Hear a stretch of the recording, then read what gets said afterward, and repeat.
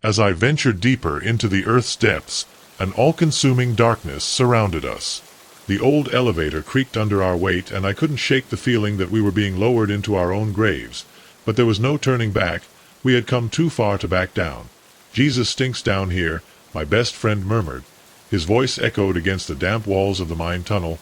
I nodded, though I doubted I could see me in absolute blackness. The air was dense, full of smoke, with the smell of decomposition and something else that I couldn't identify, something metallic and vaguely disturbing. There were 5 of us who were squeezed into the old elevator: Jake, his girlfriend Amber, my cousin Mike, Mike's roommate. Chris and I had driven for 4 hours to the end of the world to explore this abandoned mine. Armed only with our curiosity and a few flashlights, with a sharp and shuddering bang the elevator stopped for a moment. We all held our breath, wondering if we were going to plunge into the void, but the cables resisted, and slowly the doors opened with a rusty creak. "Ladies and gentlemen," Chris proclaimed with flair, "welcome to hell." The beams of our flashlights cut through the darkness, and I had to concede that I was closer to reality than I had thought. The tunnel extended ahead like a ravenous maw yearning for the depths of obscurity. The walls shimmered with moisture, and the distant sound of water dripping resonated in the air. "We didn't travel all this way just to remain stagnant," Mike declared, stepping forward confidently. "Join us on an adventure."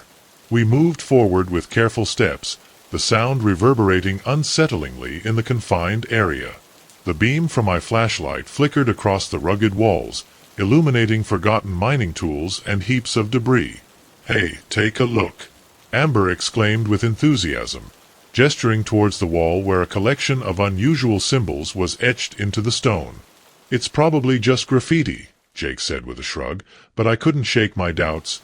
The marks appeared ancient, worn by the passage of time, and there was an unsettling quality to them that sent shivers down my spine. As we ventured deeper into the mine, the air thickened, each step making it increasingly difficult to draw a breath. The tunnels diverged into several pathways. I silently hoped that Mike was navigating our path. Getting lost down there was the last thing we wanted. It was then that I caught a glimpse of it, a sound so subtle I nearly convinced myself it was a figment of my imagination. I paused in dry, straining to listen more intently. "Hello there," Chris inquired, nearly colliding with me. I gestured for him to hush. In that moment of stillness, the only sound that pierced the silence was the thunderous beat of my own heart. A faint scratch echoed once more, reminiscent of something being dragged across the stone. "It's probably just rats," Jake said, though his tone betrayed a hint of uncertainty. "That's one enormous rat," Mike whispered. We pressed on, but the atmosphere was thick with tension. Every shadow appeared to shift, every sound echoed in the heavy silence of the mine, the tunnel. As we stepped into the expansive chamber, a fleeting sense of relief washed over me, grateful for the extra space. However, the moment our flashlights illuminated the room, that relief morphed into sheer horror. The walls bore an array of peculiar symbols, yet these stood apart. They were fresh, rendered in a dark, rusty substance that I ensured was not blood. At the heart of the chamber stood a rough stone altar, stacked high, and atop it, "Oh God," Amber whispered with a quivering voice, her gaze averted. It appeared to be the remains of an animal, or at least that was my hope, an unfortunate creature ripped apart, its bones laid out in a haunting arrangement. "We need to escape this place," I urged, my voice quivering with fear. But just as we turned to make our exit, our flashlights flickered and extinguished simultaneously. I was engulfed in complete darkness. A wave of panic washed over us. The sound of Amber's quickened breaths filled the air, accompanied by Jake's frustrated mutterings as he fumbled to switch on his flashlight. In the pitch-black darkness, I heard him once more, the unmistakable sound of something crawling, and this time it was alarmingly closer. "Run!" I shouted, my voice filled with urgency as I reached out for the nearest person. We stumbled and collided with the walls in our frantic search for an exit. The sounds behind us grew louder, echoing in the air. The sound was more than a mere scratch. It was a damp, ravenous noise that sent shivers down my spine. As something brushed against my leg, I gasped and instinctively threw a wild punch, my fist colliding with something firm yet unfamiliar. A chilling, high-pitched screech pierced the darkness, accompanied by the unsettling sound of something scurrying nearby. Mike called out from somewhere ahead of us. I hurried toward his voice, hoping he truly understood. Where was I headed? Emerging from the elevator chamber, Hymos was panting and shaking. Jake slammed the door behind us, while Mike frantically banged the ascent button, caught in a moment of sheer terror. Silence enveloped the space until, with a resonant metallic groan, the elevator slowly ascended. As I climbed higher, a flicker of movement caught my eye in the shadows below. It wasn't merely one entity, but a multitude. Their eyes glimmered in the faint glow of the elevator, shifting subtly. With an unnatural, jerky rhythm, their claws tore at the metal of the elevator shaft, desperately trying to close the gap. Amber pleaded, "Please, faster." The elevator crawled at a torturous pace, its sickly snap growing louder with each passing moment. Just as I feared they would catch us, we stumbled into the sunlight, emerging from the elevator, panting and trembling. "Seals," Chris gasped. "We have to seal it." We quickly blocked the entrance with nearby rubble. Once we finished, a final furious screech echoed from below, followed by an eerie silence. We stood there for what felt like an eternity, staring at each other in disbelief, whispering about what those things could possibly be. Amber at last, there were no answers to be found. We silently made our way back, collecting our belongings before heading to the car. As I drove away from that location, a sense of finality settled in. I couldn't help but sense that we had just dodged a bullet from something genuinely terrifying. The piercing cry that shattered the tranquility of the night was neither human nor animal. It was an otherworldly sound, an eerie echo that felt utterly out of place in these serene woods. I propped myself up in my sleeping bag, my heart pounding and every nerve in my body tingling with anticipation. I'm Alex. With a wealth of experience in hiking and camping, I navigate the great outdoors with confidence.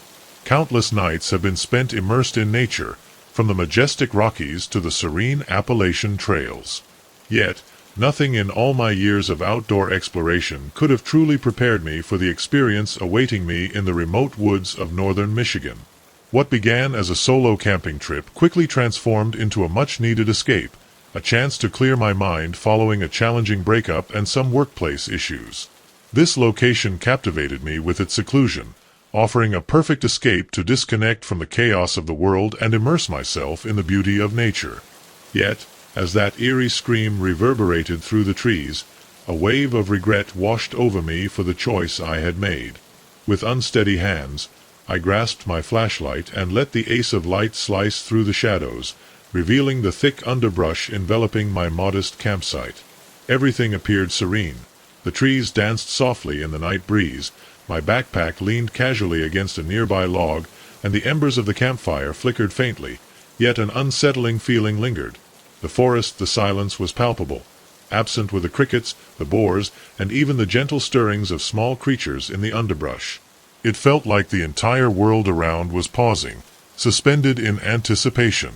"Hi there," I reached out right away. "I apologize if anything was amiss." I had just made my entrance known. The stillness responded. With a deliberate sweep of the lantern, I scanned the surroundings, searching for any hint of movement. Nothing, except at the moment the circle. Something compelled me to pause in dry, at the edge of the glade. There, in the soft earth, lay a footprint. My blood ran cold. It wasn't a bear's, it wasn't a deer's. This was something massive, at least double the size of my foot.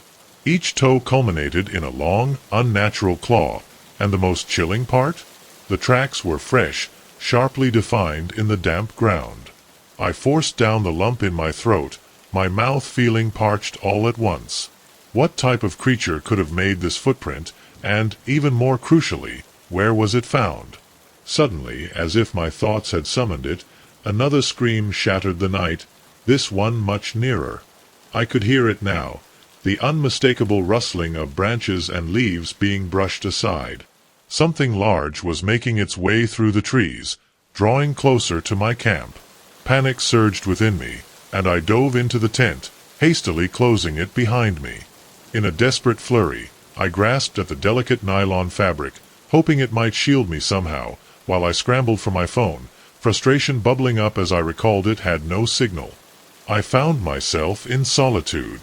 The sounds intensified, with heavy footsteps echoing and a breath that was hoarse and labored. Just outside of Enda, I caught sight of its enormous, distorted shadow cast against the fabric, illuminated by the soft glow of the pale moonlight. I paused, hoping for it to continue. Suddenly, the stillness was shattered by the surprising sensation of something pushing against the tent. It wasn't a leg or a hand. Instead, it was a long, flexible entity that resembled a trunk or a tentacle. I was unable to pinpoint it, and I had no desire to find out. The fabric of the tent sagged as the creature roamed, prodded, and investigated. Just when I believed I could endure no longer, the weight lifted away. The shadow glided from the tent, its footsteps fading into the distance. I remained frozen, my heart racing wildly in my chest, as the whispers of the forest slowly diminished. A timid cricket chirps in the background, while the faint hoot of an owl echoes in the distance. Whatever presence lingered here has vanished with the arrival of dawn's first light. Summoning my courage, I stepped out of the tent, and the camp appeared just as I had left it, except for one eerie detail. Footprints encircled my tent in an unsettling manner. Something had been observing me throughout the night. I acted swiftly. My hands trembled with anticipation. My hands trembled uncontrollably, making it nearly impossible to secure my backpack. As I prepared to leave, an unexpected force drew my attention back to the trail.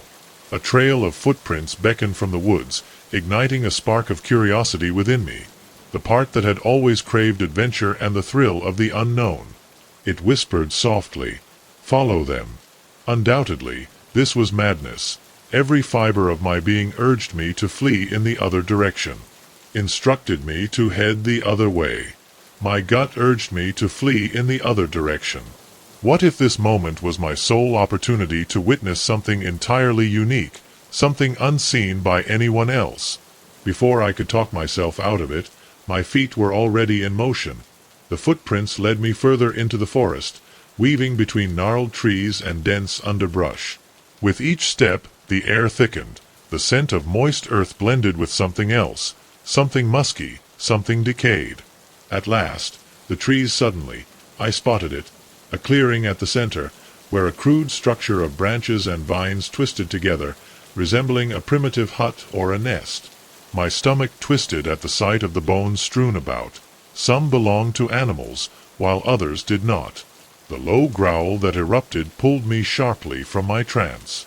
At the entrance of the structure, a colossal arm, cloaked in fur, began to make its presence known. First, a rough outline emerged, followed by a broad shoulder, and then a head materialized. It was a nightmare realized, an unsettling hybrid of ape and something more, with piercing eyes and menacing, sharp teeth. Our gazes locked, and in that moment, time stood still. He unleashed a roar, the very same primal sound that had echoed in my ears the night before. I chose not to stick around to witness the outcome, and then I took off. I sprinted with a speed I had never experienced before. Branches clawed at me as I pressed on, unwavering, until my car came into view. Once inside, with the doors secured and the engine growling to life, I glanced in the rear-view mirror. There it was, lurking at the forest's edge, observing, poised. The headlights trailing behind me had been a relentless companion for the past hour, their illumination a stark contrast to the solitude of this desolate road. Initially, I brushed it off as just another traveler passing through the night. As the miles rolled by and those relentless headlights mirrored my every turn, a creeping unease settled in my stomach. I gripped the steering wheel tighter, my knuckles whitening as I fought to concentrate on the road ahead. The digital clock on the dashboard blinked 2:17 a.m., and the surrounding darkness thickened with each passing minute. I'm Sarah, making my way home after visiting my ailing grandmother in a small town 3 states away. I had left later than intended, but I was determined to arrive before dawn. Now, on this desolate road with an unknown driver tailing me, I couldn't shake the feeling of regret for my choice. I attempted to rationalize the situation. Perhaps they were merely heading in the same direction, or maybe they were lost, trailing behind me in search of civilization. Yet, deep within me, a primal instinct was shouting that something was profoundly amiss. I reached for my phone, wondering who I was about to call. What should the police communicate to them? Was there a car tailing me? A frustrated sigh escaped me as I stared at the screen displaying no signal, naturally. What's the reason behind this? Tonight promises to be effortless. The road unfurled ahead, a sleek ribbon of asphalt weaving its way through lush fields and dense woods. Only the vast emptiness surrounded me. No houses, no lights, no signs of life, just my solitary presence. My car and my relentless pursuer slammed the accelerator as the speedometer climbs to an astonishing 6,780 miles per hour, approximately 10,911 kilometers per hour. The vehicle trailing me maintained a steady distance, effortlessly matching my speed without drawing nearer or falling behind. My heart races in as my chest synchronized with the engine's steady hum. A beacon of hope broke through the darkness, a sign announcing a gas station just 2 miles ahead. A wave of relief washed over me, a reminder of civilization finally within reach. Perhaps I could shake off my pursuer in that place, or, at the very least, discover some assistance. Those 2 miles stretched on endlessly. As the warm glow of the gas station emerged on the horizon, tears of relief welled up in my eyes. I made a quick turn into the parking lot. The tires let out a sharp screech against the aged concrete surface. To my astonishment, the vehicle trailing me didn't continue on. Rather, it decelerated as I drove past the driveway, granting me my first clear glimpse of it.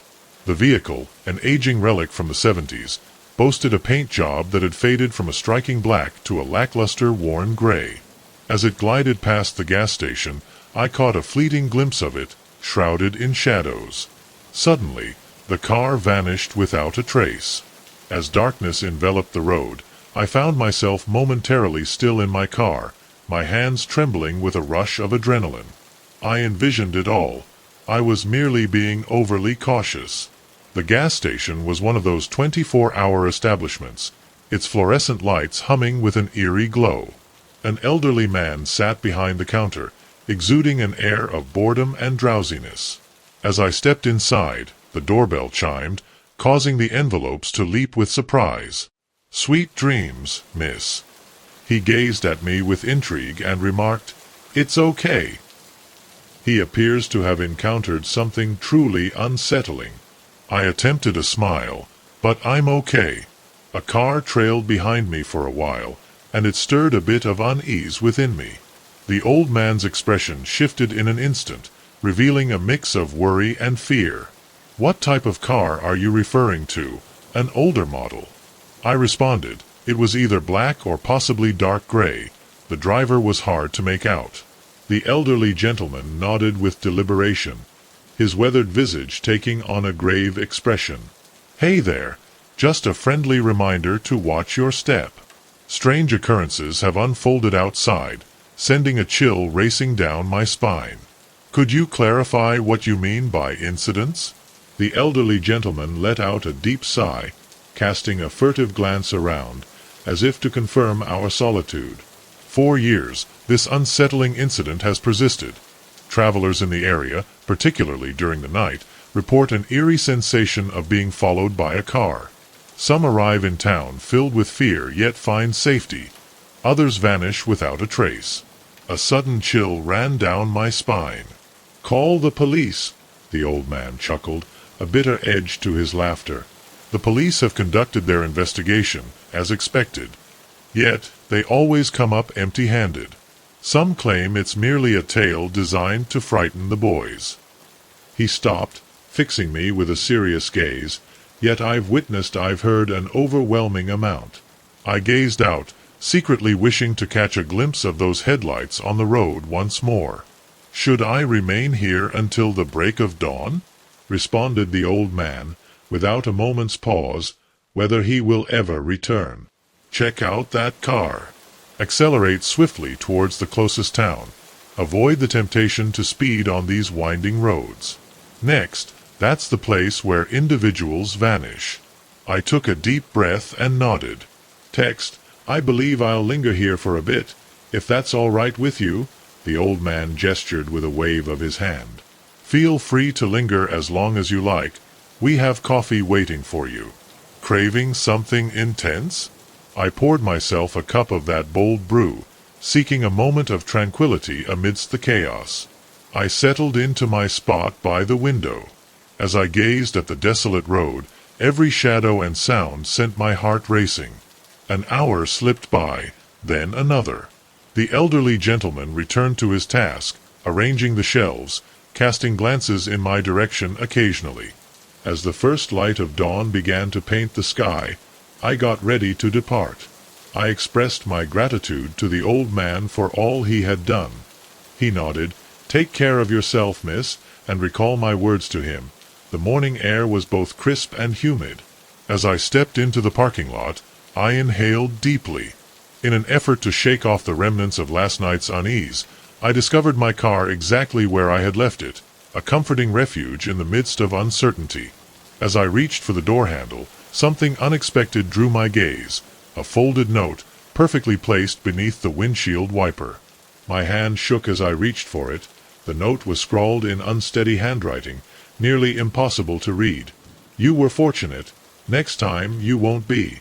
At the gas station, I took a step back, letting the paper slip from my fingers as if I had been observing the scene all along.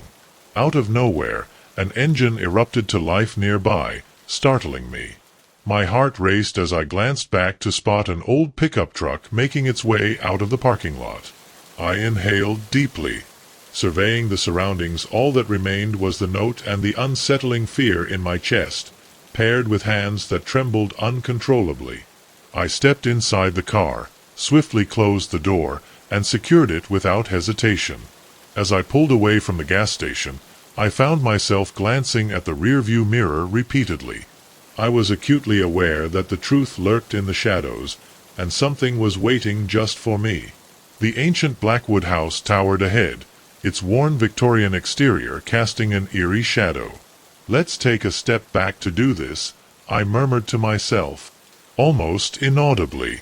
With a grin, my best friend Jake reached for the old key he had borrowed. What's happening, Alex? You find yourself uneasy at the thought of some ghost stories.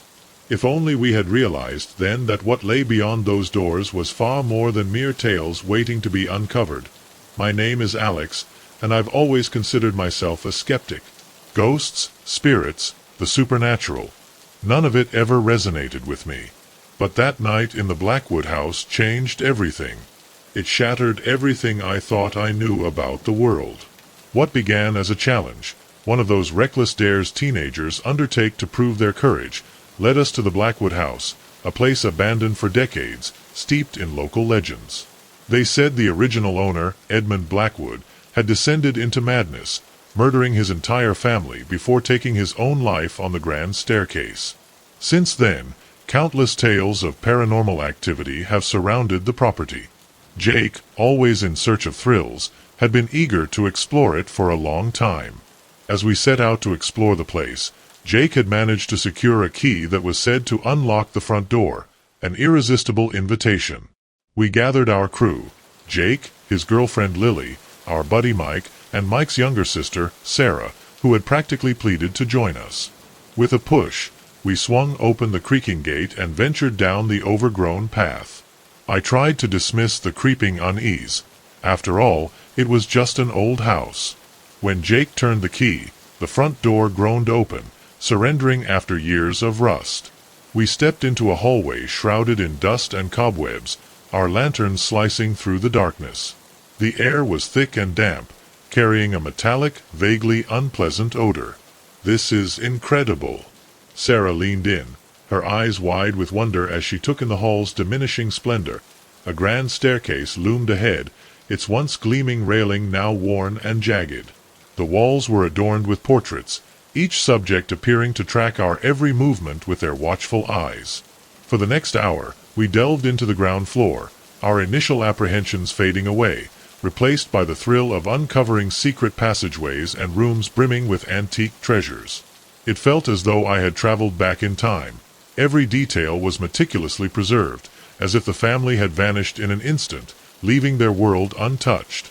We didn't truly realize until we reached amidst the rows of dusty books, a chill swept through the air, causing my breath to transform into visible steam before me. Even though it was a warm September night, the temperature has suddenly dropped. Lily inquired, her arms rubbing together in anticipation, just as a book suddenly flew off the shelf, narrowly missing Mike's head. We all leaped to our feet, shattering the tension with a burst of laughter.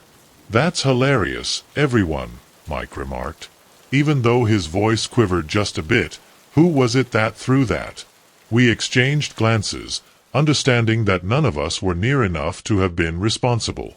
In what felt like a cosmic signal, books tumbled down and soared through the air, propelled by unseen forces that hurled them with remarkable intensity.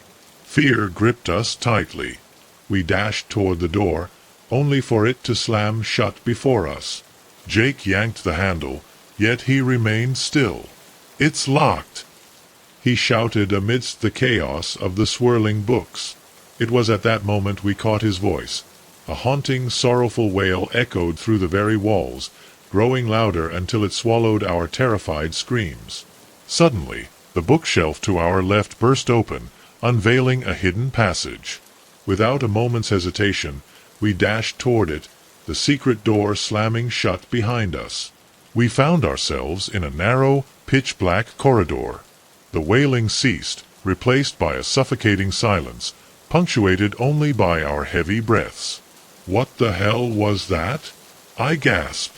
"Mike, I don't know, but we need to get out of here," I replied, striving to keep my voice steady. "Let's see where this passageway leads." We cautiously moved forward, our lanterns casting light on rough stone walls slick with moisture. The hallway seemed endless. The hallway contorted in ways that defied logic, and just as I started to question whether we were trapped in a loop, we arrived at a refreshing dead end. Jake grumbled, "What now?" Sarah, who had been unusually quiet, suddenly broke the silence. "Guys," her voice quivering, "I think someone is following us." We swiftly directed our lights into the hallway behind us. Initially, there was nothing in sight, but then I noticed a movement. A shadow shifted. It loomed before us, a shadow deeper than the night, inching closer. A wave of panic washed over me. I hurriedly scanned the walls for any sign of a switch or lever. As my hand glided over the surface, it encountered a tiny, nearly undetectable button. I pressed it confidently. The wall before us shifted, unveiling a room that sent chills down my spine. The room was a bedroom, yet it was unlike any I had ever encountered. The walls adorned with intricate symbols. Strangers adorned in what appeared to be grotesquely dried blood. At the heart of the room stood a grand bed, where Sarah's scream pierced the air, and who could fault her? 5 skeletons were positioned in a star formation upon it. Their tattered garments bore an unsettling resemblance to our own. "We need to go now," I urged, my voice echoing oddly in my own ears. Yet, as we tried to retrace our steps, we found our way obstructed. "A blockage has obstructed our path." Shadow emerged, a towering skeletal silhouette clad in vintage attire. His visage was a haunting mask of taut skin and hollow eyes, adorned with a ghastly grin that exposed decayed, yellowed teeth. "Welcome," his voice intoned, a parched whisper that appeared to drain the warmth from the atmosphere. We waited, the old radio crackling with static, his distorted voice shattering the eerie silence of the abandoned lighthouse and the now-defunct Coast Guard station. "Absolutely. Is anyone listening to this? We kindly request your response. Communication with the mainland has been lost." I was paralyzed. This was beyond belief. The lighthouse I found myself in had long been decommissioned, yet the radio crackled to life, signaling that someone was in need of assistance. "I'm Laura, a passionate marine biologist." I arrived at this remote island off the coast of Maine with the intention of immersing myself in its unique ecosystem. The plan was to spend months in total seclusion. I ventured into La Isla, arranged my gear, and commenced my observations from the lighthouse, my makeshift refuge and research hub. I had received warnings about the inadequate storm communication and the building's deterioration, but no one had foreseen this. On the third night, the generator unexpectedly failed. The headlight was swallowed by complete darkness. With my flashlight in hand, I descended into the basement to inspect the engine. As I descended the stairs, a chill enveloped the air. My breath escaped in delicate white puffs, as if the temperature had plummeted below freezing. Then I caught sight of it. A symbol etched into the wall appeared to ripple and twist as if it were liquid rather than stone, flickering, and just one vanished illusion. I thought to myself. I pushed myself to persevere. I discovered the loose wire in the generator, reconnected it, and it was suddenly. The radio crackled to life at the Coast Guard station, broadcasting a chilling message. If anyone can hear this, we have lost contact with the mainland. With deliberate caution, I moved closer, my hand resting on the dial. From the static, a second voice broke through, faint and hushed. "Don't go into the water. They are listening to us." A chilling sound echoed above me. Footsteps. Someone was up there. I found myself completely immobilized. I believed I was the sole inhabitant of this island, or so it seemed. Additionally, I switched off the flashlight and pressed myself against the basement wall. The footsteps drew nearer to the stairs, but they carried an unsettling quality, as if something damp and slick was gliding across the wooden floor. A tall, slender silhouette emerged on the threshold. And then I laid eyes on him. It had a humanoid form, yet its skin glistened as though coated in damp scales. Its arms elongated unnaturally, fingers slender and delicate, and where a face should have been, there existed only a dark vortex, swirling and throbbing like a black hole. My body ceased to respond to my commands. The creature lowered itself, inhaling the scent of the surroundings, and as its jaws parted, I was enveloped by the sound of waves, crashing against a shore that no longer exists within. I escaped from my thoughts before he had the chance to seize me. I raced up the ladder, acutely aware of his presence looming behind me. Upon entering the main room, I swiftly hurled the nearest bookshelf to barricade the basement door, fully aware that it wouldn't hold him back for long. The lighthouse had transformed from a sanctuary into a snare. I dashed up the stairs to the lighthouse room, drawn by the light, only to confront yet another nightmare. The ocean had disappeared where there was water before. Now there was just an endless void, and in the void thousands of lights moving beneath the surface of something that wasn't water, something that was waking up. And then I understood. The lighthouse wasn't guiding ships. The lighthouse was sealing something, and now the door behind me had failed. It exploded into splinters. The being had arrived. There was no more escape. I only had one choice. I only had a choice. The radio kept broadcasting its impossible signal. I grabbed the microphone with trembling hands and shouted, "Cut the transmission, they're using it to get in." But it was too late. The lights in the void rose. Something colossal emerged from the depths. I saw an eye the size of a city watching me, and the world crumbled around me. I woke up hours later on a beach miles from where the lighthouse should be. It was gone. The ocean was normal again, but something inside of me had changed, because now, sometimes when I close my eyes, I still see the lights moving under the waves. I still hear the echo of the waves in my mind, and I know it wasn't a dream. Something woke up that night, something she's been waiting for, and the radio keeps broadcasting, looking for another person to hear her, another person she can call. So if you ever hear a signal lost in the low frequency, if a voice whispers to you, "Don't go near the water," please listen to it, because they're coming, and this time there will be no lighthouse to stop them. The engine touched and died, leaving us stranded in a sea of darkness as the headlights flickered before going out completely. I caught a flash of something moving in the shadows beyond the road. My wife Anna grabbed my arm, her fingers digging into my skin. David whispered, "What was that?" I wish I'd had an answer, but the truth is, I had no idea what we were about to face on that lonely stretch of road. It was supposed to be a simple trip, a chance for Anna and I to reconnect after months apart, We'd been driving the monotony of the road alone for hours, interrupted by the occasional glare of other cars' headlights. We were somewhere in the middle of Nevada, surrounded by miles of empty desert. The problem started with an exit we never found. I was sure we should have seen the detour by now, but the GPS was useless in that wasteland, and the old map we were carrying was not much help as we argued about whether to turn around or keep going. That something was wrong with the car. At first it was subtle, a slight resistance when I stepped on the accelerator, a strange knock under the hood.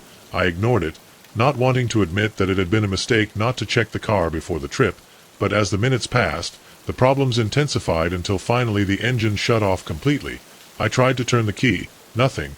Just a dull click, absolute silence. The blackness of the desert completely enveloped us. "This can't be happening, Anna," murmured her voice full of panic. "What are we going to do?" I tried to sound calm. "Although my own heart is strong, Aunt Snyder, we have water and some food. We'll wait until dawn and try to signal to a passing car." But even as I said it, a sense of unease came over me. We didn't know how long it was until the next town. Not even we were sure someone else was passing by. And then we heard it, a slight, almost imperceptible sound as something crawling on the sand. "You heard that?" Anna asked, her eyes wide open in the gloom. I nodded slowly. Pricking up my ears, the sound came. Back louder, this time a shredding followed by a rhythmic tapping. Dr.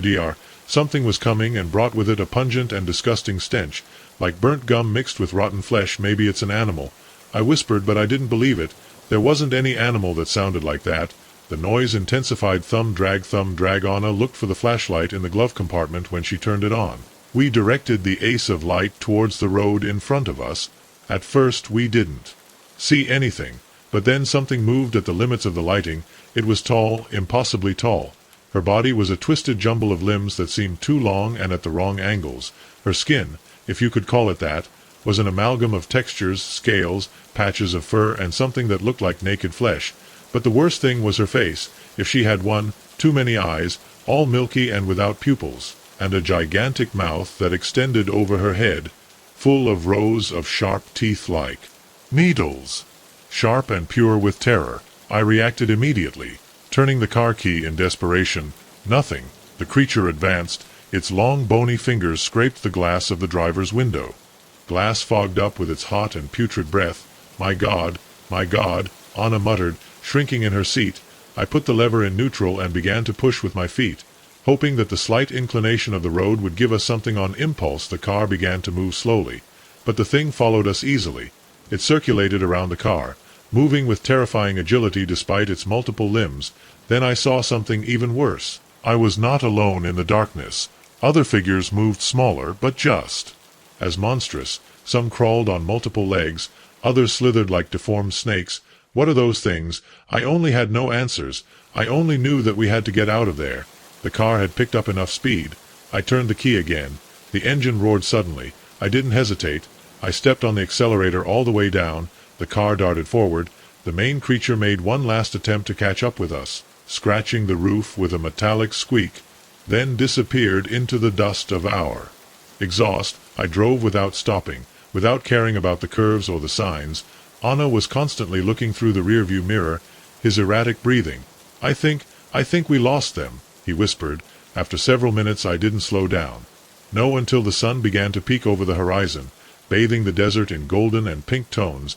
We arrived at a small village shortly after dawn. The locals looked at us strangely as we babbled, our history, our clothes messy, our eyes wild from fear and lack of sleep. The sheriff listened to us with patience, then suggested we go into a motel. No one believed us. Why they would do it, the story sounded ridiculous. Even to me, the scratches on the car were blamed on a fence or some minor accident. The dent in the roof to hail. We left town as soon as we could. The ride back home was a tense silence. Saltbox, we tried to get on with our lives, but some nights when I drive on an empty road I can't help but peer into the darkness looking for those misshapen figures, and in my dreams I still hear that inhuman shriek. I still smell that disgusting smell. I don't know what we found that night in the desert. Maybe it was a failed government experiment, or something that slipped between dimensions, or maybe they've always been there, hiding in the dark places of the world, waiting for unsuspecting travelers to cross their domain. The only thing what I know is that I'll never see the deserted road the same way again, and if you ever find yourself driving at night and your car starts to fail, don't stop. Whatever you do, don't stop. The gentle lashing of the waves against Mika, that was the only sound that broke the eerie silence as the twilight descended. The little island loomed before me, a dark silhouette against the light waning from the sun. I had no idea that this seemingly peaceful place would become my personal hell for the next 12 hours. My name is Jack, and I've always been an adventurer. Kayaking has been my passion for years. And I've explored countless lakes and rivers all over the country. This solo trip to a remote lake in northern Minnesota was going to be something special, a personal challenge, and an opportunity to reconnecting with nature. The day had been perfect, clear skies, calm waters, an open horizon full of possibilities in the light, with the intention of camping on one of the many islands of the lake, before returning the next day. As I paddled through the vast expanse of water, I felt absolute freedom for the first time in a long time. I felt at peace, but that peace would not last. It was last hour of the afternoon when I spotted the island was nothing more than a rocky outcrop covered with dense vegetation, but it seemed like a good place to spend the night. I directed my KAC towards the shore, already imagining the warmth of a campfire and the taste of the dehydrated food I carried in my backpack. Then a sudden gust of wind threw me off balance. The kayak staggered dangerously, and for a moment of pure panic I thought I would capsize. I got stabilize me, but not before my map and compass slip out of my lap and sink into the eye. Cursed watching them disappear into the darkness of the lake, a beginner's mistake, but I wasn't too worried. I had my phone with GPS in a waterproof case, and anyway, how hard could it be to find my way back? I dragged my KAC to shore and started setting up camp. While I worked, a strange sensation settled in my chest. The air felt heavy. The forest was too quiet. No birdsong, no buzzing insects, not even the crunch of small animals moving through the bushes, as if everything was holding the breath. I shook my head, trying to ignore the discomfort, lit a small fire and sat down to relax. Then I heard it, a rhythmic sound, barely audible, tom, a thud like a beating but too loud to be human. I tried to convince myself that it was my imagination, but as the night wore on the sound grew louder. TT seemed to come from everywhere and from none at once. Every time I closed my eyes, a deep echo, resonant, vibrated in my chest. By the time the first flash of dawn lit up the horizon, I was on the verge of despair. I needed to leave. I picked up my things quickly and headed towards the shore, but when I got my kaka was gone. Panic took over me. I ran up and down the shore looking for any sign of it, but it was nowhere. The water was calm, with no sign that it had floated away. It was like it had just disappeared. I pulled out my phone hoping to call someone, but the screen was blank, no signal. I was stuck on the island with only something. Hours passed. I desperately searched for some other way out, but the more I explored, the bigger island seemed to become. The trails twisted in on themselves, taking me in circles, and the sound, that damn sound, TT, didn't stop. It didn't matter wherever I went, I was always there, always waiting. The sun started to set again. My anxiety turned to pure terror. I refused to spend another night on that island. So I did the unthinkable. I went into the water, determined to swim to the shore of the lake, no matter the distance. But no matter how much I swam, the island never moved away. It was as if the water was pushing me back, as if the island was holding me back. When I finally gave up and returned to the shore, my legs trembled with exhaustion. It was then that I saw the giant footprints, and they were not human. Went from the brush to where my kayak had been, and then back to the interior of the island. I ran aimlessly, without a plan. I just wanted to get away from there. My feet tripped over roots, my lungs burned, and then the forest opened into a clearing, and in the center I saw it, a stone altar covered with symbols that I did not recognize, and on it my kayak. I felt relieved until I got closer. The surface of the kayak was moving, twisting, pulsing, like I was alive, and the sound, oh my God, the sound, tamp was coming from inside the kayak. Something inside me was screaming at me to run, but my feet were not moving. It was as if something was forcing me to get closer. I reached out, and the kayak opened like it was a cocoon inside. Instead of plastic, there was live, pulsating flesh, and it spread towards me. I wanted to scream, but no sound came out. I wanted to run, but my body did not respond to the tentacles. They clung to my arms, my legs, pulling me in. Then a blinding light illuminated the clearing. The sound of them rumbled in the air, a search and rescue helicopter. The thing inside the kayak retracted in a spasm. Let go. I slid on the ground, panting. Then everything was blurry. The rescuers, the voices, the ascent in the helicopter. told me that I had been missing by days, that my family had alerted the authorities when I didn't return. I tried to tell them what had happened, but they looked at me like I was crazy. They said I had suffered dehydration and delusions, but I know what I saw. I know that that island was not normal. Since then I have never rowed again, that in the darkest nights I can still hear that sound, thump-thump, waiting for me, calling me, and I know that someday it will come back for me. The water was so clear that I could see all the way to the bottom, a kaleidoscope of coral and nimbly moving fish. I took a deep breath, savoring the salty air and the warm sun on my skin. It was a perfect day for snorkeling, and I couldn't wait to explore the vibrant Recife that stretched below. I had no idea that in just a few hours the beauty of this tropical paradise would become a nightmare that would haunt me for years. My name is Rachel, and I'm a certified diver for over a decade. I've explored reefs and sunken ships all over the world, but this dive off the coast of a small island in the South Pacific promised to be something special. The local dive shop had told us about a newly discovered site, a series of underwater caves that few had explored. It sounded like adventure of a lifetime. There were 5 of us on the boat that day: me, my dive buddy Mark, an Australian couple named Steve and Lisa, and our local guide, Tomas. While and it's easy to get disoriented if anyone has problems, we climbed immediately. Understood, we all nodded, checking our gear one last time before gliding into the warm, crystal-clear water. The descent was magical. Schools of brightly colored fish swam around us, and the light as we approached the Recife.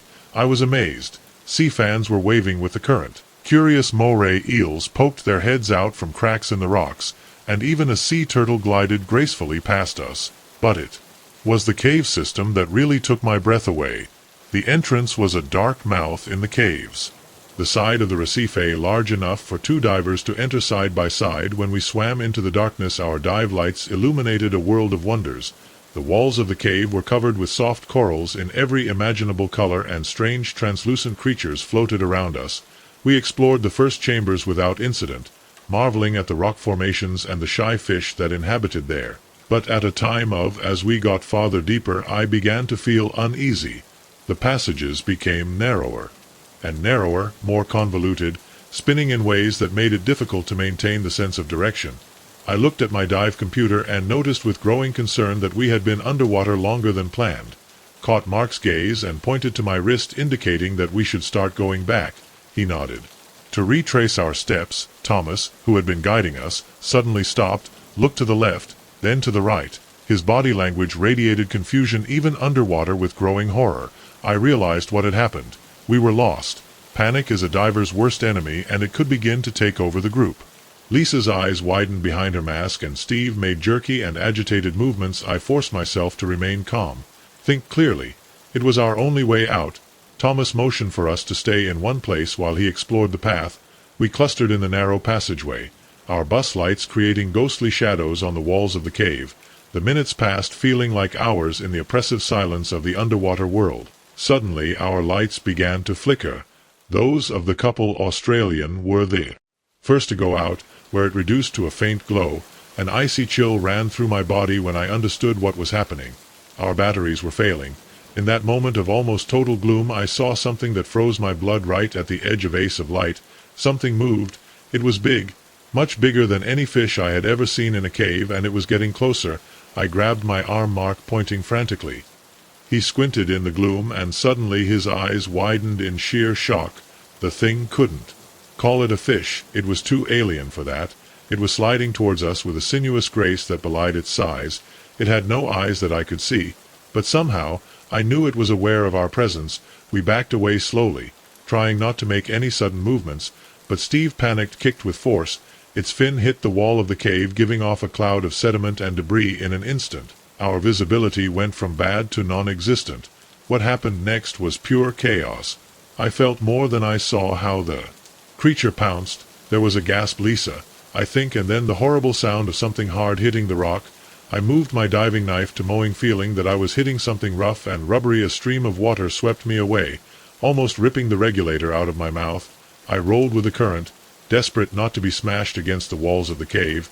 My elbow hit something soft, a body, and then I saw myself spinning and spinning with no sense of direction. Just as I thought my lungs would burst, my head emerged on the surface. I swallowed air, blinking at the sudden light. Somehow, miraculously, the current hit me.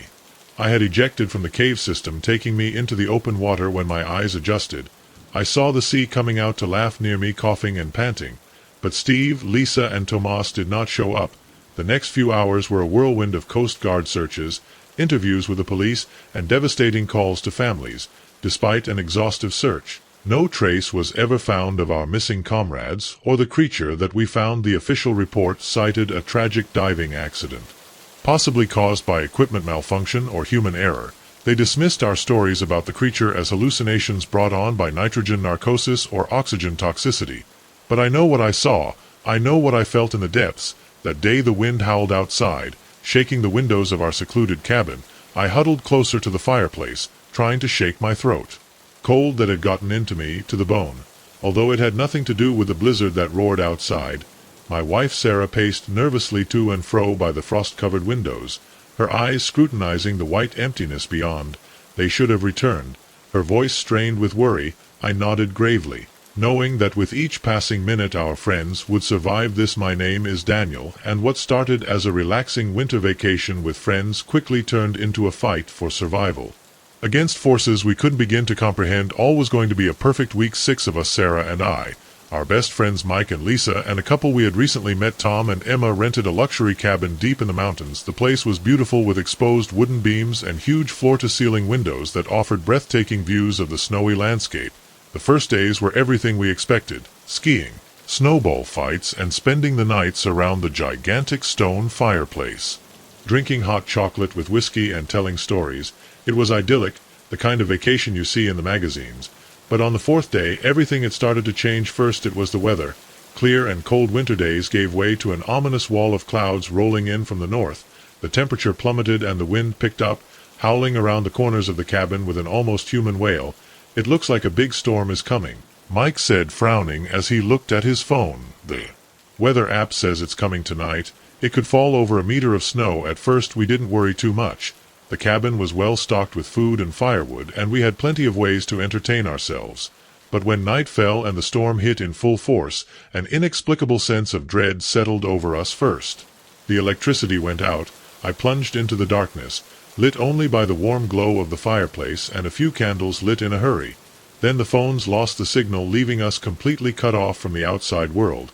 It was Tom who noticed something was wrong. "Guys," said his voice barely audible over the roar of the wind, "look at the snow crowded around the windows." Looking down at the storm, at first I saw nothing unusual, just flakes swirl the light of our flashlights, but then I saw it. Between the flakes there were other shapes, shadows moving against the wind, sliding in and out of sight and seeming to get closer and closer. "What the hell are those things?" Lisa whispered, her face pale to the light before the candles. Before anyone could respond, a loud bang echoed off the ceiling as if something heavy had fallen on him. Then another and another. "We have to block the windows," I said, trying to keep my voice steady. We now worked quickly, using furniture to block the large windows and stuffing towels under the doors. As we did so, the banging on the ceiling continued, now accompanied by a sound of scratches like claws scratching at the wood. It was then that Emma screamed. We turned and saw her pointing to one of the windows that we had not yet covered. There, pressed against the glass, there was a face, but it was not human. It was cadaverous, with snow-white skin and eyes that glowed a spectral blue. For a moment she watched us, her mouth opening to reveal rows of needle-sharp teeth. Then she disappeared into the storm. Panic broke out. Tom and Emma wanted to run to the cars. Convinced that we could escape, Mike insisted that staying in the cabin was our best option. In the end we reached a compromise. Mike, Tom, and Emma, they would try to get to the cars to call for help, while Sarah, Lisa, and I stayed behind to protect the cabin that was ours ago. The storm has only gotten worse, and there is no sign of our friends' things outside. I can't call them creatures, or animals are too strange for that. They have been relentless, tried to go down the chimney, stopped only by the fire that we have kept burning relentlessly. They have scratched the doors and windows, leaving deep grooves in the wood, and all the time they've been calling us. At first they were just wordless howls carried by the wind, but as the hours went by the sounds became clearer, more distinct. Now they're imitating our voices. They call us with perfect imitations of Mike, Tom, and Emma, begging us to let them in.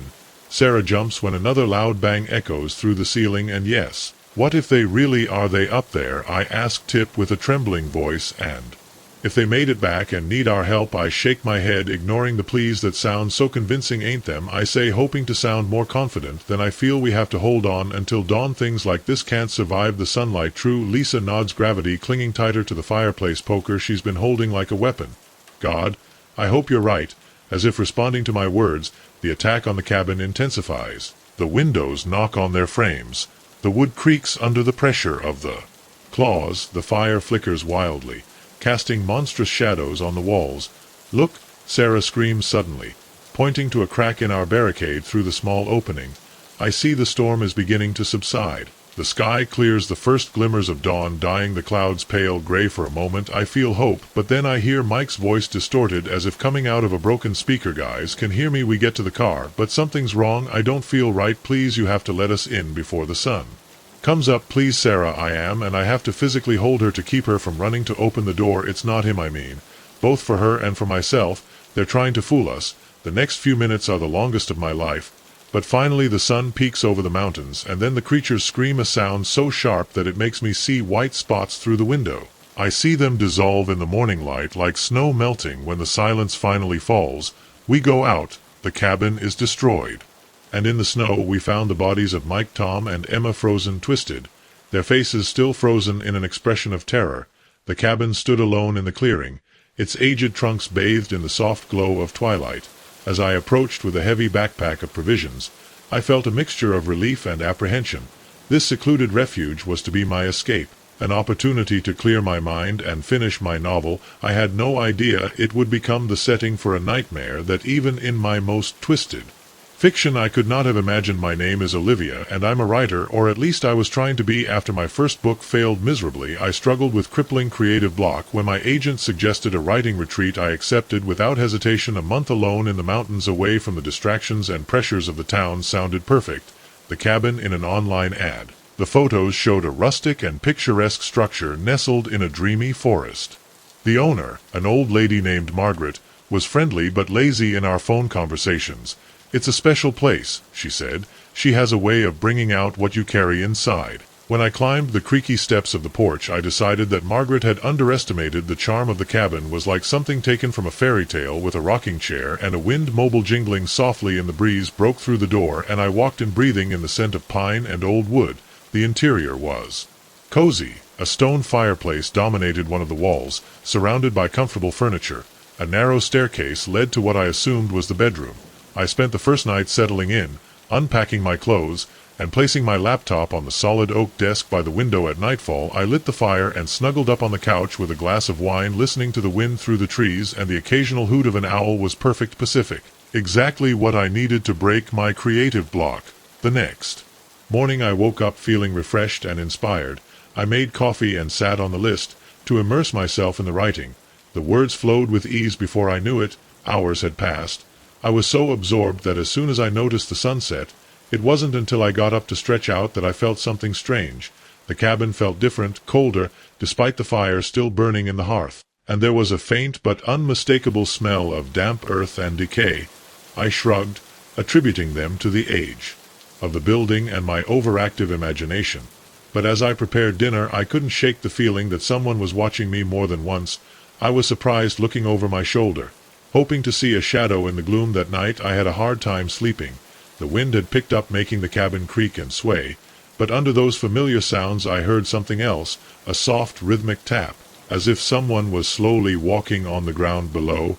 I said to myself that it was just the house settling down, but I still double-checked the locks before falling into a restless sleep. The following days followed a pattern.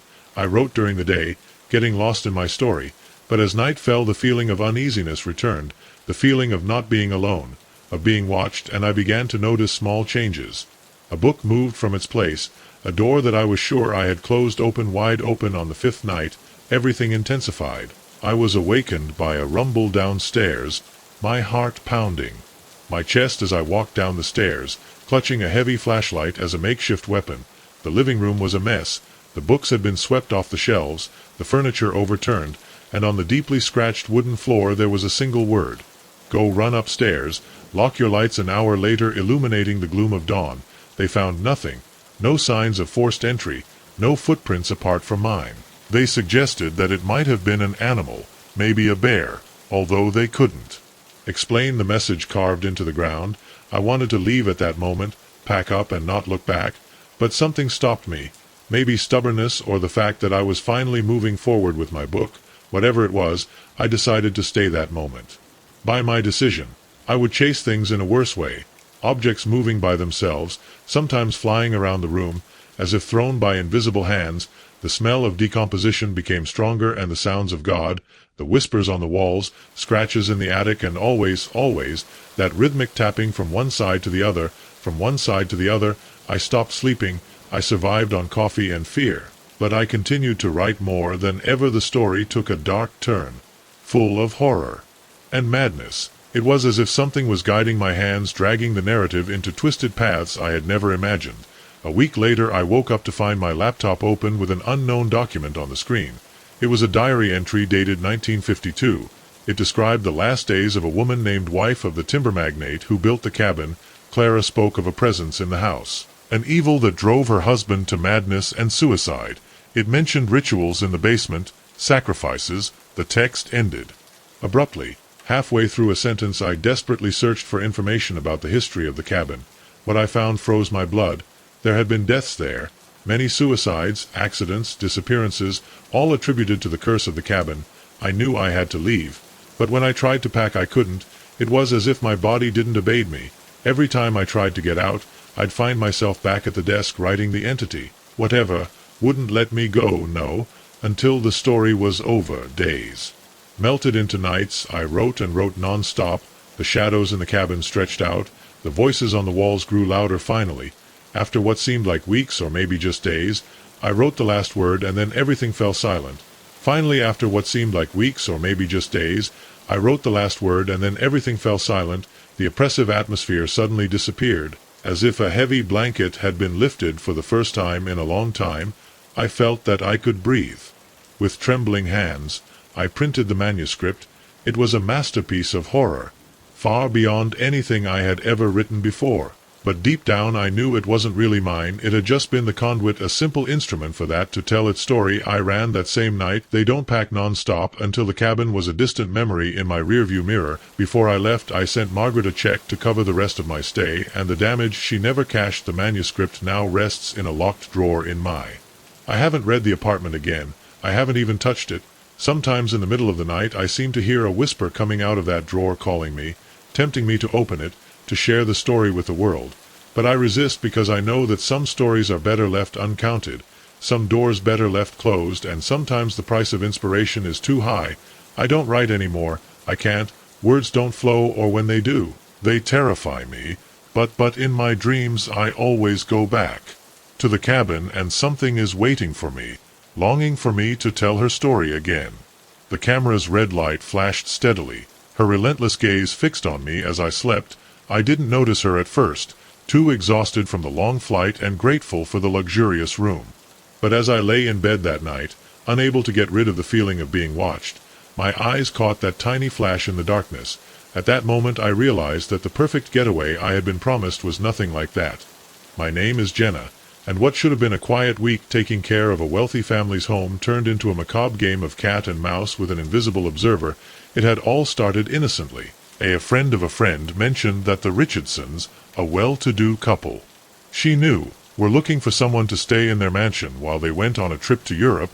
The pay was great, and all I had to do was watch the house. And taking care of their cat seemed like the perfect opportunity to get away from my tiny apartment and my writer's block. The house was everything I imagined and more. Located in the hills overlooking the city was a dream of modern glass and steel. Floor-to-ceiling windows offered stunning views, and each room was decorated with designer art and furniture that probably cost more than I would earn in my entire life. Mrs. Richardson gave me a quick tour before leaving, showing me the kitchen, my room, and the security systems. Cameras, she said with a laugh, Ada, are only outside the house. We respect the privacy of our guests. Those words echoed in my mind as I looked at the flashing red light with my heart beating in my throat. If the cameras were only supposed to be outside, what was it doing in my room? I stood up slowly, trying to act naturally in case someone was really watching me. I stretched and walked towards the bathroom, closing the door behind me. Once inside, I let out a trembling sigh and tried to think. Maybe I was exaggerating. Maybe it was just a sensor or part of the fire alarm system, but deep down I knew it wasn't like that. The feeling of being watched, the way some interior doors seemed to open by themselves from time to time. Suddenly everything made sense. Splash me. I took a deep breath. I needed to get out of there. But I couldn't let whoever was watching know that I had noticed. I had to act normally. Find my phone and call for help. I left the bathroom, forcing a yawn, and looked at my watch. Time for a midnight sandwich. You murmur while my mind was working at full speed. My phone was in my bag that I had left in the living room. I had to get to it without raising suspicion. When I heard it, a soft click like the sound of a door closing. It came from upstairs. Someone was inside the house. Panic threatened to overwhelm, but I forced myself to stay calm. Clenched my jaw, and as naturally as possible I went to the living room. Each step felt like an eternity. My ears pricked up to catch any noise. When I got to my bag, I frantically searched inside until that my fingers found the phone.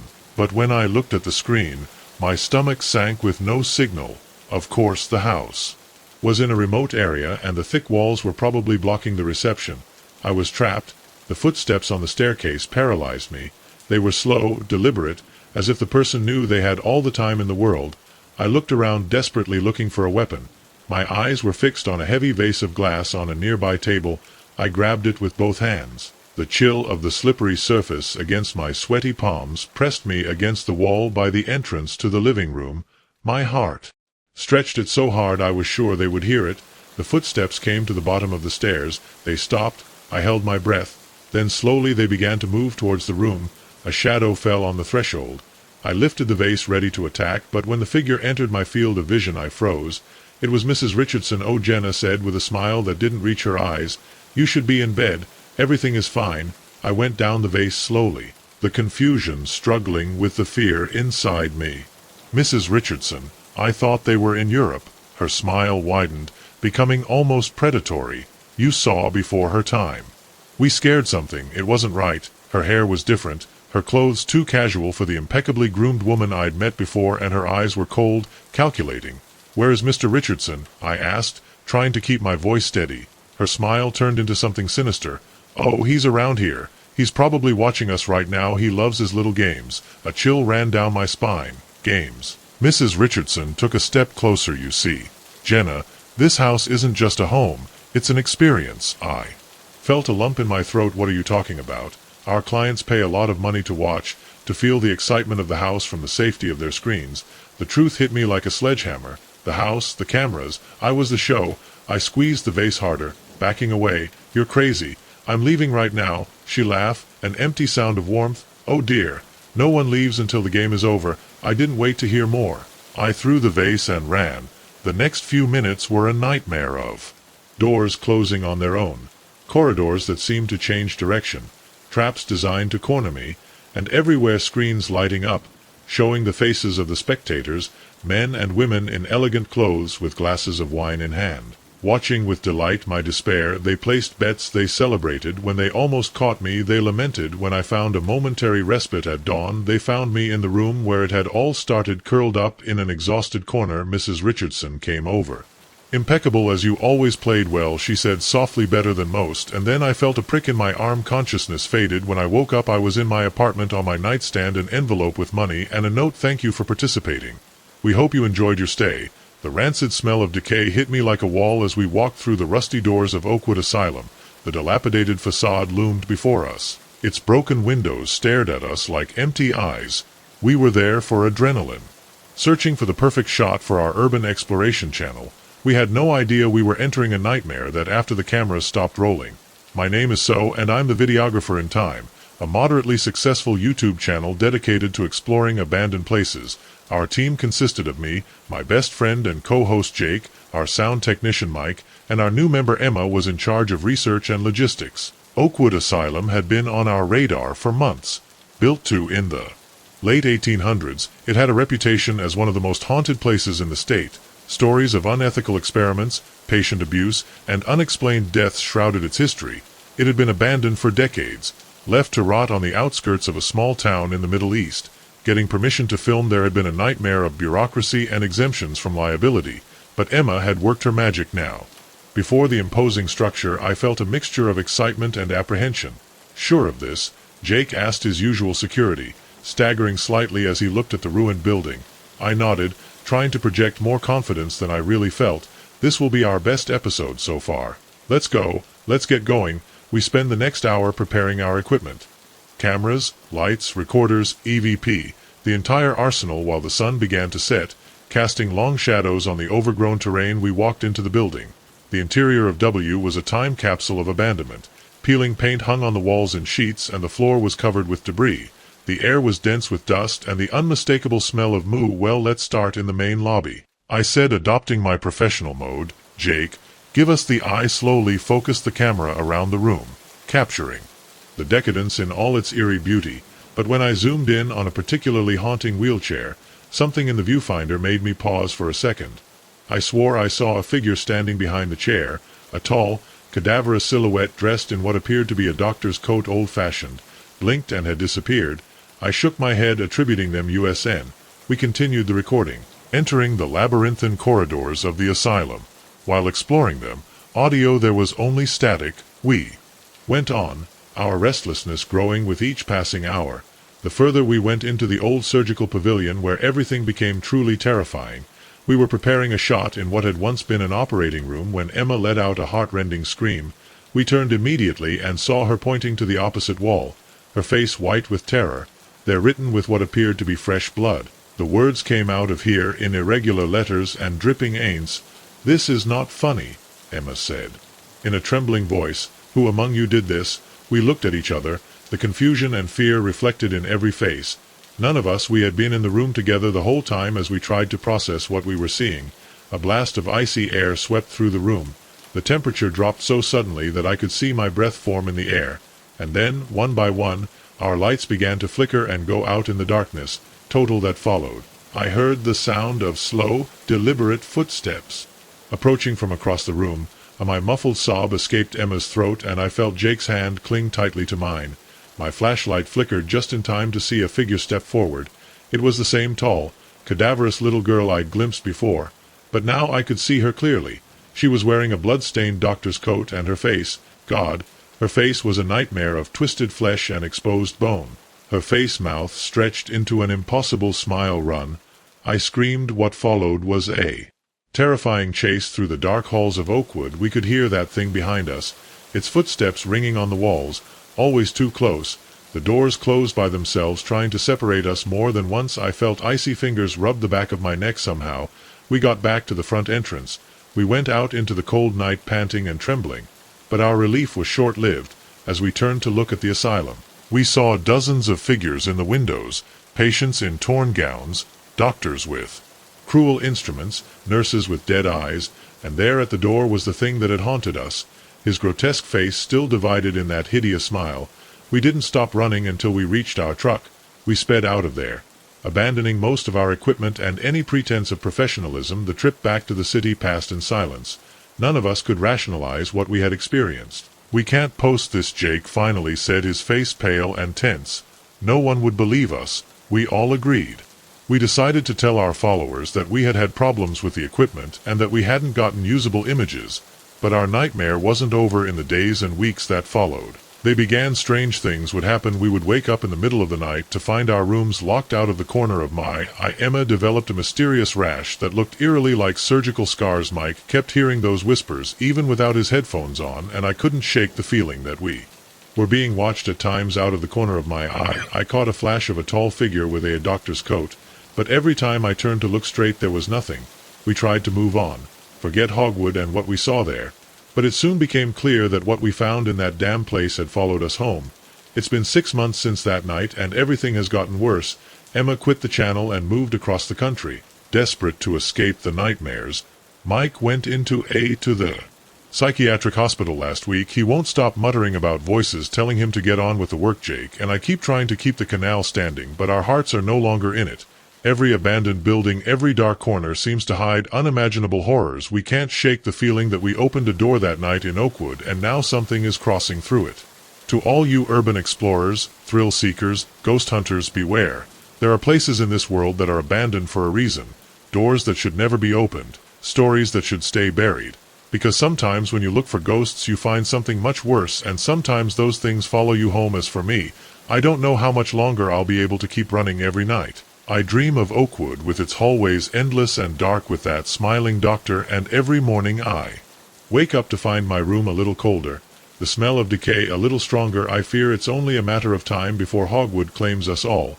The headlights of the truck cut through the darkness, illuminating a stretch of deserted road that seemed to stretch to infinity.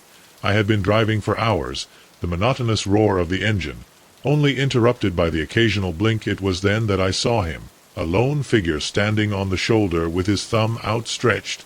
I knew I shouldn't stop, that I should ignore all the stories and warnings about picking up strangers on the road, but something in his desperate posture made me slow down. What I didn't know was that this simple act of kindness would drag me into a nightmare that I could never escape. My name is Mike, and I'm a long-haul truck driver. I've been traveling the country from coast to coast for over a decade, and I thought I'd seen it all in my years on the road. I could have prepared myself for what happened that night. It was a routine trip, hauling a load of electronics from Chicago to Los Angeles. I liked driving at night. Less traffic, less trouble, just me, my thoughts, and the endless tape of asphalt stretching before me. He had just crossed the Nevada border when I saw him. He was a young guy, maybe in his 20s, with a sloppy beard and worn-out clothes. When I stopped I saw relief on his face. "Thank you, man," he said, getting into the cab. "I've been out here for hours. I thought I was going to freeze." I nodded. "Returning to the highway." "Where are you going to?" "Las Vegas," he replied. "I have family there." We fell into a conversation, easy as the miles went by.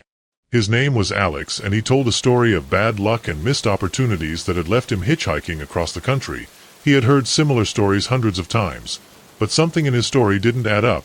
There were inconsistencies, small details that didn't quite fit. As we talked, I noticed that he was constantly looking at the side mirror, as if he expected to see someone following us. His hands didn't stop moving, and there was a tension in his voice that betrayed his attempt to sound carefree. After an hour on the road, Alex stiffened suddenly. Hey, you care if we take the next exit? I need to use the bathroom." I urgently frowned. "We just passed a sign. The next amenities are 30 miles away." "Sure, you can't hold your gaze back to the mirror. Please, man, it's an emergency." "But it will be fast." Against my better judgment, I took the next exit. It was a narrow road with no signage that got lost in the dark. As soon as we left the highway, his attitude changed completely. "Keep driving." His voice was no longer that of a scared young man. It was cold hard. From the corner of my eye, I saw the flash of metal in his hand. A gun. Heart accelerated, but I kept my voice serene. "Calm down, buddy.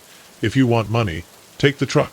"Take it. I don't want trouble." Alex laughed, but it wasn't a laugh of relief. It was empty. "Oh, this isn't for money, Mike. This is for survival." His gaze went back to the mirror. "Now shut up and drive." By the way Alex was looking in the mirror, I realized something scary. He wasn't stealing from me. He wasn't threatening me because he wanted my truck or my money. He was running away of something. But of what? I kept my hand steady on the steering wheel and my eyes on the road. The asphalt road soon turned to gravel, then little more than a dusty trail, winding in the dark. After almost an hour of driving, we arrived at what looked like an old abandoned gas station. The sign, faded and unlit, was illegible. The windows were boarded. The air smelled of dust and rancid oil. "Get down," Alex ordered, pointing the gun at me. Forced me into a gap between the boards. The inside was dark, suffocating, with shelves covered in dust and rusty cans of food that had expired decades ago. "What the hell is going on?" I whispered, keeping my voice low, not wanting to alert whoever was outside. Alex didn't answer. His breathing was erratic. He was waiting for something, and then we heard him throw on grav. An engine fading away, followed by a thick silence broken only by the sound of doors opening and closing softly. "Alex," a voice spoke from outside, was quiet, almost friendly. "Really? You thought you could run away?" The fear on Alex's face. He stepped up back. Mike whispered, the gun in his hand. He was shaking. "No matter what happens, don't let them touch you." My inside shrank. "Who are they?" He swallowed saliva. "They're not human." Footsteps echoed outside. Shadows passed in front of the windows. "Let's go," Alex said, the voice again. "We're family." My skin stood on end. Family. I saw Alex's face twitch in absolute terror. "They're not my family." "No." After what I saw, a sharp knock shook the back door. Then another and another. "We warn you, Alex. You belong to us." It was then that the window boards burst inwards, and I saw that he was chasing us. They were not human. They were tall, with limbs that were too long, pale and translucent skin, as if they hadn't seen the sun in centuries. Their eyes, oh God, Their eyes were not fixed on a single, they moved like something inside them was looking through the skin. One of them came in sliding through the doorway. His movements too fluid as he fired. The creature shuddered, but didn't fall, just smiled with a smile full of needle-sharp teeth, and then it moved too fast. I watched as they caught the like. His body changed, as if the flesh was reconfiguring into something wrong. His scream turned into a gurgling. I ran. I didn't look back. I sped out of the gas station without endo, the shadows moving around me. I got to the truck. I started the engine in a hurry and drove without looking at the mirrors, without looking back. As I walked away, I could see them in the distance, standing on the road, watching me, and then one of them raised his hand and raised his thumb, imitating Alex when I picked him up. On the road, I had to bite my tongue to keep from screaming. The police found nothing. My truck was where I left it the first time. When I picked it up, there was no trace of the gas station. There was no trace of Alex. There was no trace of those things. They told me that I must have fallen asleep at the wheel, that it was all a hallucination from fatigue.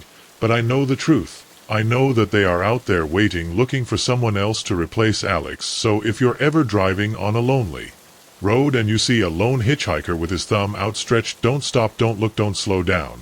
'Cause you never know who or what he's trying to get into your vehicle, and sometimes the real monster isn't the stranger you're picking up, but the family he's from fleeing. The first sign that something was terribly wrong was the silence when we entered the small town of Millbrook. The absence of life gave me goosebumps.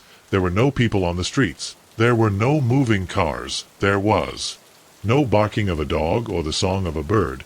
It was as if the whole town had been frozen in time. Or worse, abandoned in a hurry. What we didn't know was that we were about to discover a horror that would haunt us for the rest of our lives. My name is Sarah, and I'm part of a group of urban explorers. We searched for abandoned places. We documented their decay. We collected their stories.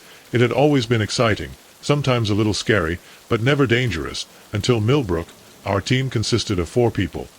Me, the photographer, Jake, our cameraman, the researcher, Mike, our expert in security. We had heard rumors about Millbrook, whisper about a town that disappeared overnight without any explanation. It seemed like the perfect place for our next documentary, or so we thought. We drove down the main street, the rustling of tires on the asphalt, breaking the dead silence. The houses and shops were empty, dark and lifeless. Cars parked in strange positions, some with their doors open as if their occupants had been destroyed. Fled in panic. God, this is crazy. Jake muttered, his camera already recording. It's as if everyone just disappeared. Lisa, with her tablet in hand, swiped across the screen with a frown on this. No evacuations or disasters recorded. It's as if 1000 Brook had never existed. We stopped in front of City Hall, an imposing building with a stone facade blackened by the years. As we prepared the equipment, Mike did an inspection of the perimeter. Suddenly his voice called out to us from the back of the building. Guys have to see this. We ran towards him. Carved deep into the back door of the town hall, there was a strange symbol, a circle with intricate patterns inside, like a writing we couldn't understand. It seemed to glow dimly, as if it wasn't completely solid. What the hell is this? I asked, raising my camera. Lisa grabbed my arm before why his face was pale. I've seen something like it before in my research, and nothing good comes with it. Before we could ask him any more, a sound broke the silence, a rhythmic bass chant coming from inside the building. We looked at each other, fearful. Curious, Mike clenched the grip of his Sayer. We should leave, but none of us moved. We'd already come too far to turning back. With cautious steps we entered the town hall. The interior was dark, lit only by our lanterns. The chanting grew louder as we approached the meeting hall. I pushed open the door. What I saw made my blood run cold in my veins. The hall was full of people, the inhabitants of Millbrook, but they were changed. Their eyes shone with an unnatural light.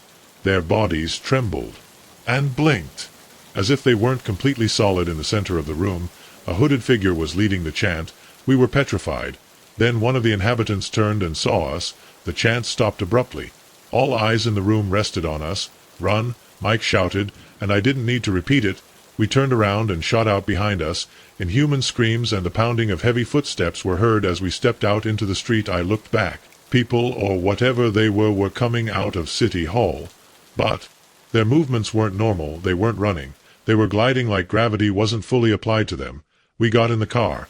Mike stepped on the gas before the doors were completely closed. As we stared away when we were finally miles away, Jake was still shaking with the camera in his hand. What the hell was it? Lisa ran a hand over her face. pale as death. "I think we stumbled upon a cult." Jake snorted. "That wasn't a normal cult." Lisa nodded slowly. "Number, it wasn't, it was something worse." It turned to us. "There are stories, ancient legends of groups that tried to contact something that doesn't belong to our reality. I think they succeeded." A shiver ran through my body, and then the car engine went down. It went out suddenly. We slid to a stop in the middle of the dark road. Mike tried to turn it on. Nothing. Then Jade, look out of the windshield in the distance. We saw lights, not normal lights. They were pulsating, twisted, as if they were bending the air around them, and the worst thing was they were getting closer. Mike opened the door. "We leave now." We took what we could and ran into the woods, away from the car behind us. The glare unreal grew, and then we heard it. The chant. Whispering from everywhere, even inside our heads. The first cry echoed through the woods, sending a shiver down my spine. I stopped in dry, the light of my flashlight shaking in the darkness. It had been 3 days since the first hiker disappeared, and now deep in these woods I was beginning to understand why my name is Sam and I'm a ranger in the Blackwood National Park. I've been patrolling these trails for 5 years. I thought I knew every corner of this place, but nothing could have prepared me for what I'm about to discover. It all started with a report of routine disappearance. Sarah Jenkins, a young hiker, hadn't returned from her day hike. It wasn't unusual. People often underestimated the vastness of the forest or lost track of time. But when a search team found no trace of her, we knew something was wrong. 2 days later another hiker appeared, then another. The sheriff's department was baffled, and rumors began to circulate in the nearby town, some blaming a bear or a cougar, others murmuring about more sinister possibilities. A serial killer, a cult operating in the dark. But I had another theory. Over the years I had heard stories. Older rangers and some native elders of the area spoke of a hidden network of caves deep in the forest, places considered sacred and forbidden according to legend.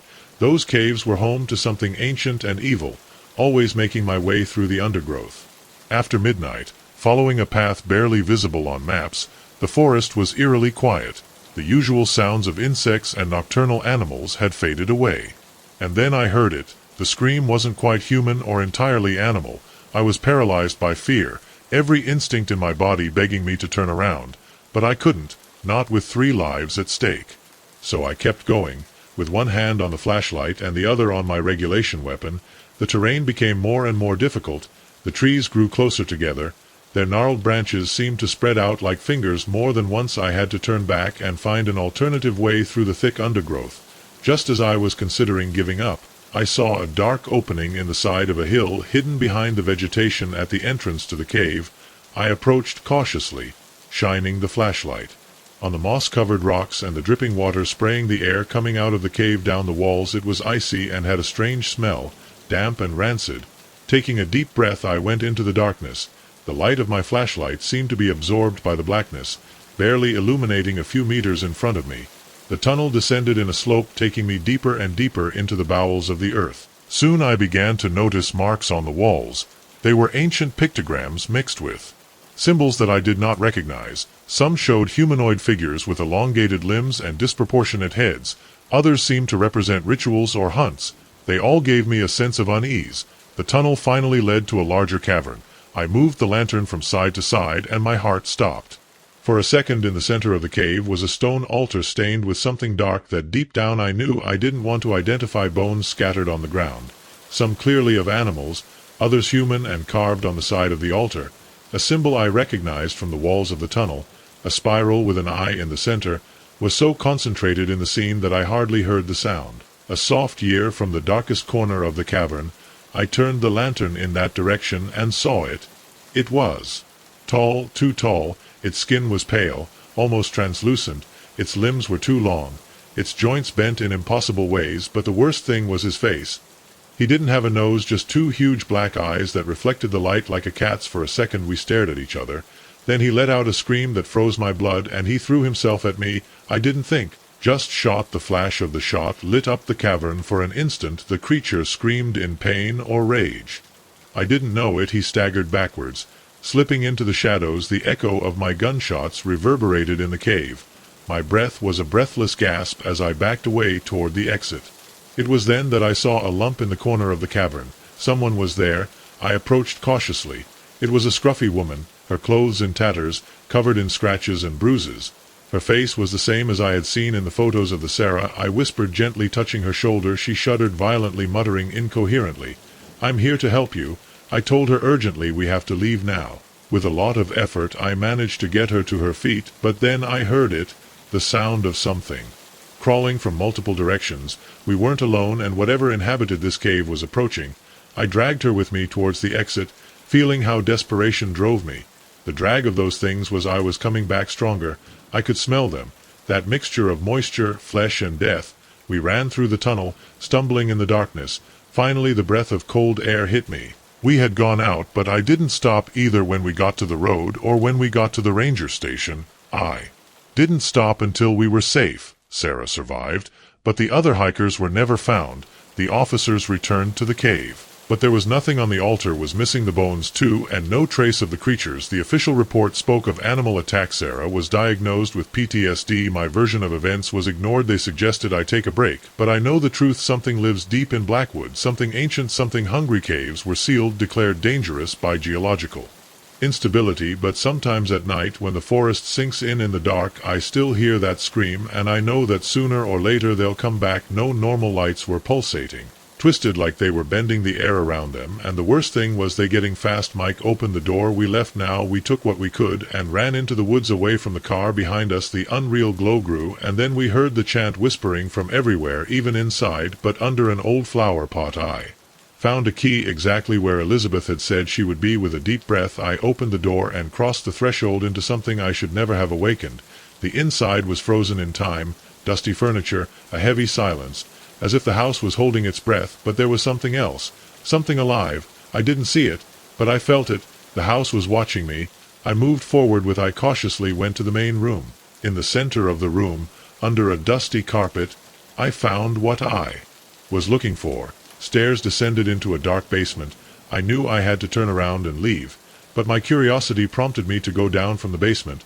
They were covered with symbols, marks that burned in my vision, as if they were still fresh. In the center a stone altar, and above it a book just like Elizabeth's diary, but bigger, older, darker. The air vibrated. Something moved in the dim light, just outside my field of vision.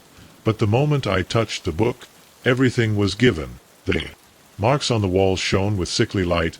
The air was filled with whispers in an impossible language, and from the book something began to emerge. At first it was just shapeless black smoke, but then it grew, formed limbs, torsos, mouths. That eyes did not stop multiplying. So many eyes, I was paralyzed. I could not think, I could not move. The entity turned towards me, and at that instant I understood everything. It was not just any being, it was pure knowledge. It was destruction contained in impossible flesh, and I had released it. The air in the basement vibrated with an energy that should not exist. The entity in front of me had no fixed form. It twisted and fluctuated between something vaguely human and an impossible mass of limbs and eyes open in the wrong places. It was as if reality itself could not sustain its presence. My legs were unresponsive. I could not breathe. And then it looked at me, not with eyes, but with something deeper. I felt my mind open to a vastness beyond my comprehension. And in an instant I saw everything. I saw Elizabeth and her circle. I saw them make the pact believing that they could control the entity. I saw them expected when they realized their mistake. I saw them close the crack, seal it in this basement with blood and fear. But the seal was never perfect, it was never permanent, and now with just my touch, with just my presence, I had broken it. The ground shook, the walls cracked, as if the whole house rejected what was happening. The entity advanced towards me, his form, when his mouth, if it could be called that, opened, and the sound that emerged was worse than any scream. It wasn't a sound that human ears could process.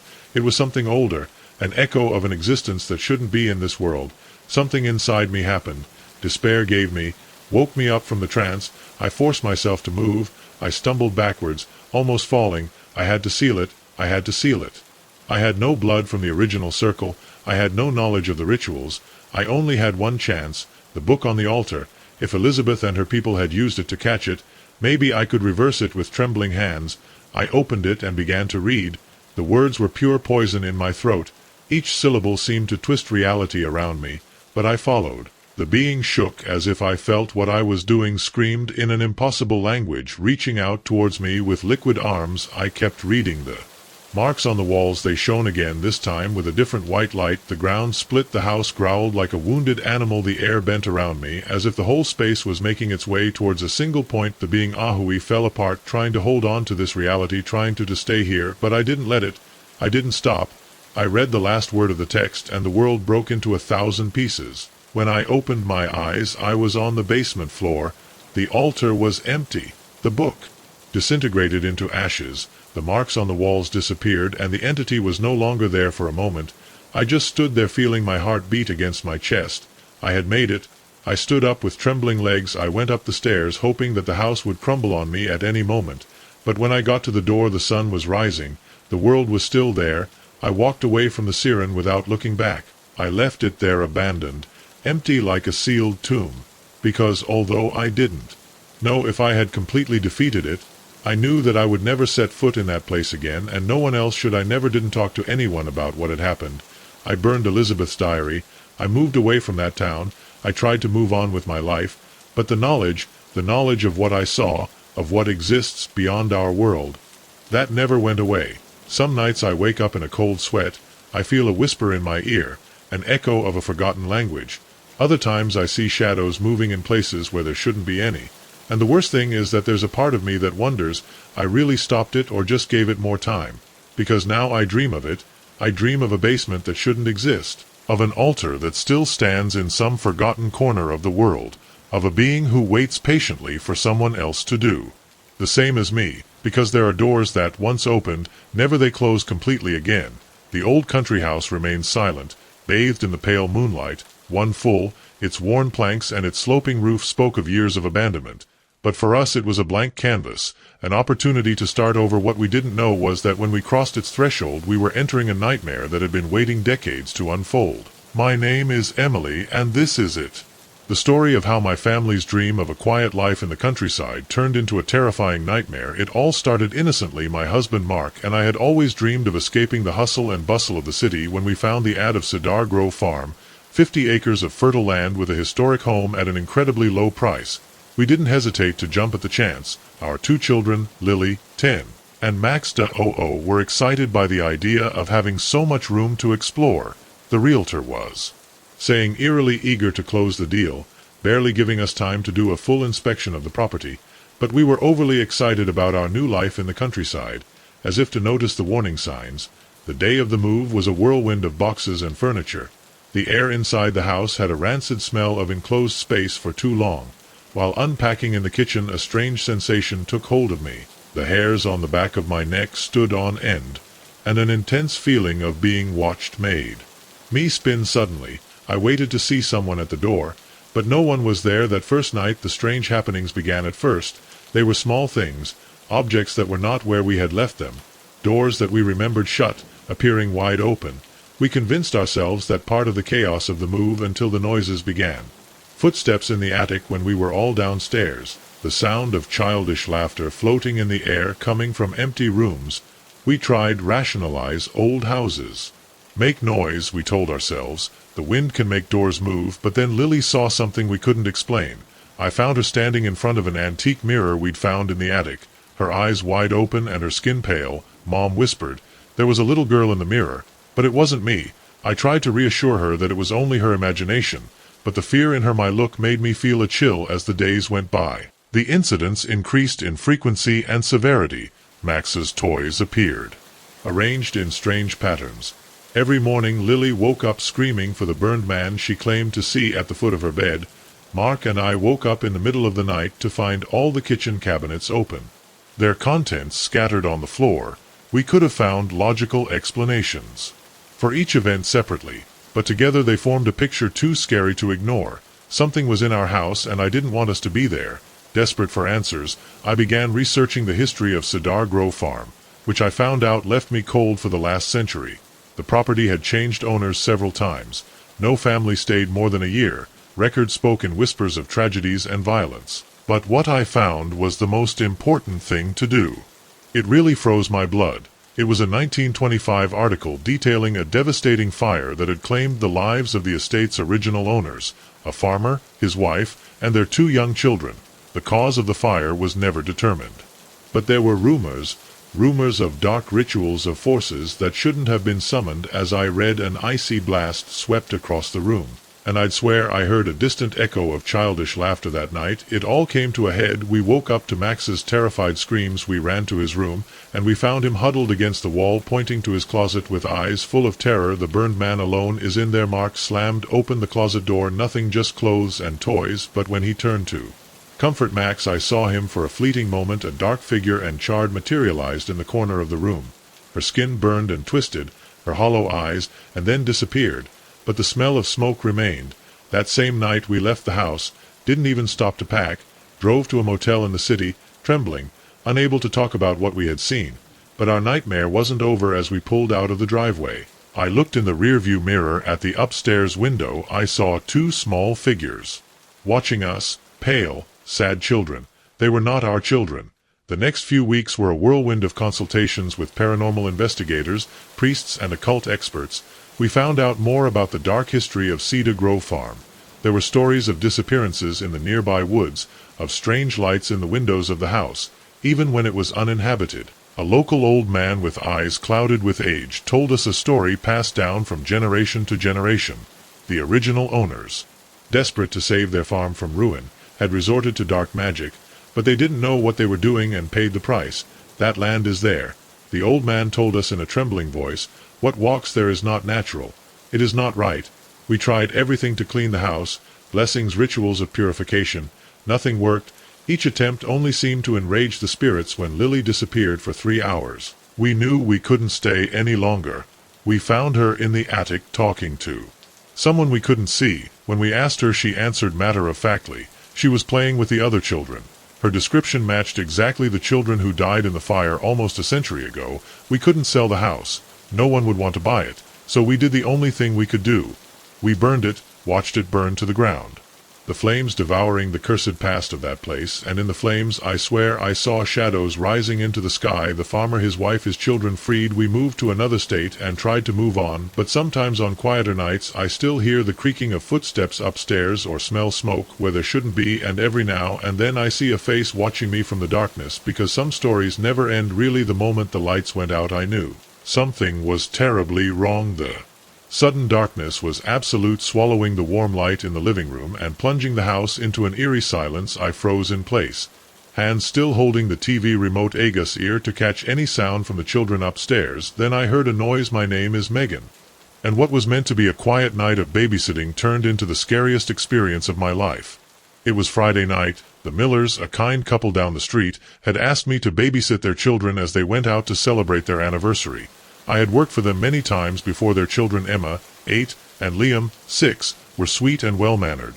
The night had gone smoothly. We ordered pizza, played some board games, and after reading them a story, I put them to bed, then settled on the couch, ready to enjoy a few hours of TV before the Millers returned. But now the house was in complete darkness, and something was moving inside. Another creak, this time closer to the heart hammers in my chest. It was just the house settling down, or someone else was here. My phone was charging in the kitchen. The landline phone was on the other side of the living room, and I didn't dare cross the room in the dim light. The childish fear of closing my eyes and hoping the danger would go away fought against my protective instinct. The kids were up. I had to do something. I took a deep breath and moved forward slowly, groping with my hands in the darkness until I found the wall. If I could get to the kitchen, I could call the police. I stepped forward cautiously, my heart pounding.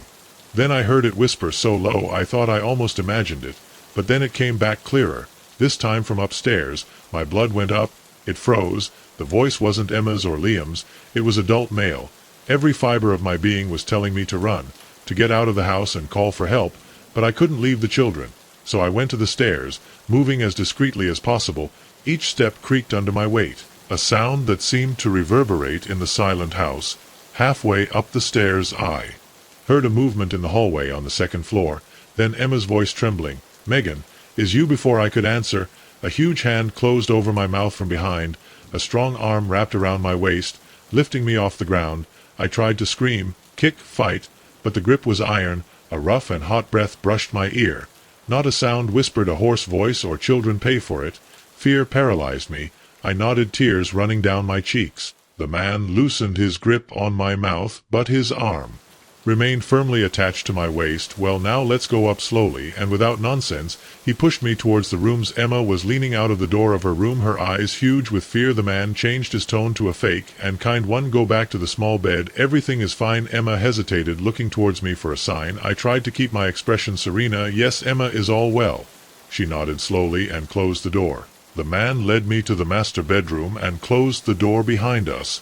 "Sit down," he ordered, pointing to a chair in the corner of the room. I sat down, forcing my mind to analyze the situation. The man's silhouette was large and corpulent. He was dressed in black. He was wearing gloves and, the worst, a ski mask that only showed his cold eyes. "Where is the safe?" My mind went blank. "I don't know. I'm just a babysitter." The man studied me for a moment. "Don't lie to me. I know the Millers have one." "I don't know where it is," I repeated with a broken voice. He snorted impatiently and began to rummage through the drawers looking for money or jewelry. I took advantage of his distraction to slip his hand into my pants pocket, my only weapon, the key to my house. Not much, but maybe enough. At that moment a patrol siren sounded in the distance. The man tensed up and approached to the window and looked between the curtains as it turned to me, and then I saw the gleam of a knife in his hand. My stomach sank. "I'm sorry, baby," he said calmly. "I can't leave witnesses." He moved towards me. I didn't think. I just acted with all my might. I ripped his arm with the key. He screamed in pain, giving me a chance to jump to the door. I slammed it open and ran down the hallway. Emma and Liam were there, paralyzed by fear. "Run," I screamed, taking them by the hand. We hurried down the stairs behind us. The man stomps in our direction, uttering curses. Just as we reached the front door, a patrol car came to a screeching halt in front of the house. An officer immediately jumped, gun in hand, to the ground. The man stood on the threshold hesitantly for a moment. I thought he would try to run, but in the end, he slowly raised his hands and knelt down. The next few hours were a whirlwind of police lights, of statements, and terrified parents. The Millers arrived at dawn, hugging their children as if they were never going to let go of them again. The officer explained to us that a neighbor had seen the man forcing the back door and had called 911. The power cut had been intentional. The intruder wanted to deactivate the alarm before entering. I sat on the sidewalk, still shaking. Mr. Miller came over and put a hand on my shoulder. "Megan, no words to thank you for what you did for our kids." I nodded silently, too exhausted to speak. "The police said you were incredibly brave," continued. "You saved their lives." I swallowed, my mind still caught up in the fear of that night. "I just did what I had to do." Since that night I never went back to work as a babysitter. The scar of that fear will take time to fade, but I learned something about myself. When it really matters, when someone's life is at stake, I can face fear. I can fight. The world is full of shadows and unknown dangers, but it's also full of ordinary people capable of extraordinary acts. Sometimes you don't know how strong you are until being strong is your only option. The rhythmic beep of the heart monitor, it was the only sound in the room. A stark contrast to the chaos that had engulfed the factory a few hours earlier. I sat by the hospital bed, my hands still trembling, staring at my coworker, Mike's unconscious form as a night shift security guard at the Blackwater chemical plant. I thought I had seen it all, but nothing could have prepared me for the horrors that transpired that fateful night. My name is Tom, and I've worked in security at Blackwater for the past 5 years. It's usually a quiet job, monitoring cameras, making rounds, and occasionally escorting some intruder off the property. The plant itself is huge, a labyrinthine complex of tuber tanks and industrial buildings that overlooks the boundaries of our small Midwestern town. That night started like any other. I marked my at 11 p.m., relieving the day shift guard with our usual exchange of small talk and updates. Nothing out of the ordinary had happened during the day, so I prepared for another 12-hour shift without incident. The first few hours passed calmly. I made my rounds, checks, and watched the row of security monitors. The small group of night shift workers were performing their duties as it was around 2 a.m. when I noticed something strange on one of the monitors. I saw a flash of movement in a part of the plant that was supposed to be empty. I leaned closer, squinting at the black and white grain. For a moment I thought I saw a tall figure and strangely shaped across the screen. I immediately radioed to Mike, who was making rounds in that section of the plant. "Mike, you see something strange near the building?" His response came with a crunch of negative aesthetics. "Tom, all calm around here." Why did I write down what I had seen? But even as I was talking I felt ridiculous. It was probably just a shadow, a trick of the light. Still, protocol demanded that I check it. "I'm going there now, Mike. I'll let you know if I find it." "Now, Mike." I'll let you know if I find it.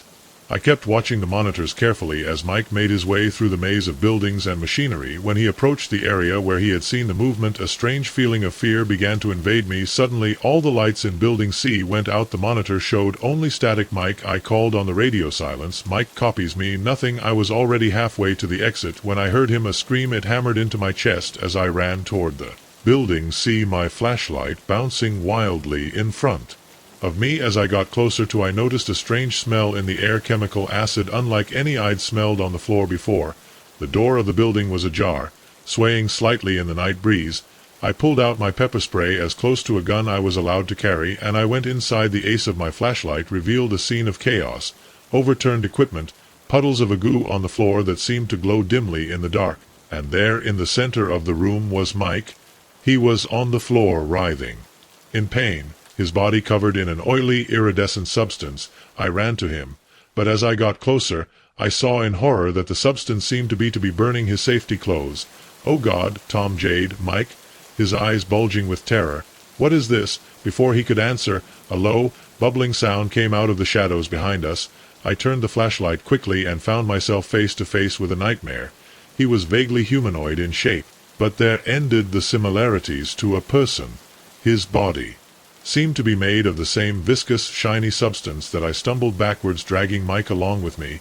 The creature, if you could call it that, lumbered forward, leaving a trail of corrosive slime in its wake. At that moment my training instincts kicked in, and I saw the one in the emergency shower. Without thinking about it, I pulled it hard. A torrent of water rushed down from above, soaking us. To us and the creature, to my amazement and relief, the being began to dissolve, its form melting under the current of water. But our problems were far from over. The alarms began to sound throughout the plant, and I could hear the echo of gases escaping from somewhere nearby. Whatever that thing was, its corrosive body had damaged the pipes and the safety equipment. The next few hours were a whirlwind of emergency responses, hazmat equipment, and frantic explanations to the incredulous authorities. Mike was rushed to the hospital, his skin full of blisters and burns from the mysterious substance. When dawn broke the magnitude of the disaster, Clara was left behind. Several storage tanks had ruptured, spilling thousands of gallons of experimental chemicals. The EPA was called in, and our small town became the epicenter overnight. Worse than the chemical spill was the knowledge that something had been created at that plant, something that defied explanation. In the light of day, with researchers in hazmat suits combing every inch of the facility, it was easy to doubt what I had seen. But I knew the truth. That thing, whatever it was real. In the days that followed, as I sat by the Mike's bed, waiting for him to wake up, I tried to piece together what happened from fragments of conversations and small details. I discovered that black water had been developing a new type of adaptive polymer, something that could change its properties in response to different stimuli. But the project had gone horribly wrong. The official report, carefully crafted by lawyers and PR specialists, blamed the incident on equipment failure and human error. There was no mention of the creature, no acknowledgement of the impossible horror that Mike and I had witnessed but hasn't ended. And every time I pass by the closed black water plant, I wonder what else is out there hidden in the dark corners of our industrialization. What other horrors we have created in our quest for progress. I don't have the answers, but I know this: the next time you pass by a plant chemistry or a factory and you see those storage tanks and nondescript buildings, remember my story, because sometimes the scariest monsters are not born from nature or myths, but from our own creations. The old tombstone was barely visible, half buried among fallen leaves and overgrown vegetation. I almost completely overlooked it. My hiking boot nearly crushed the weathered stone as I bent down to push the stones away.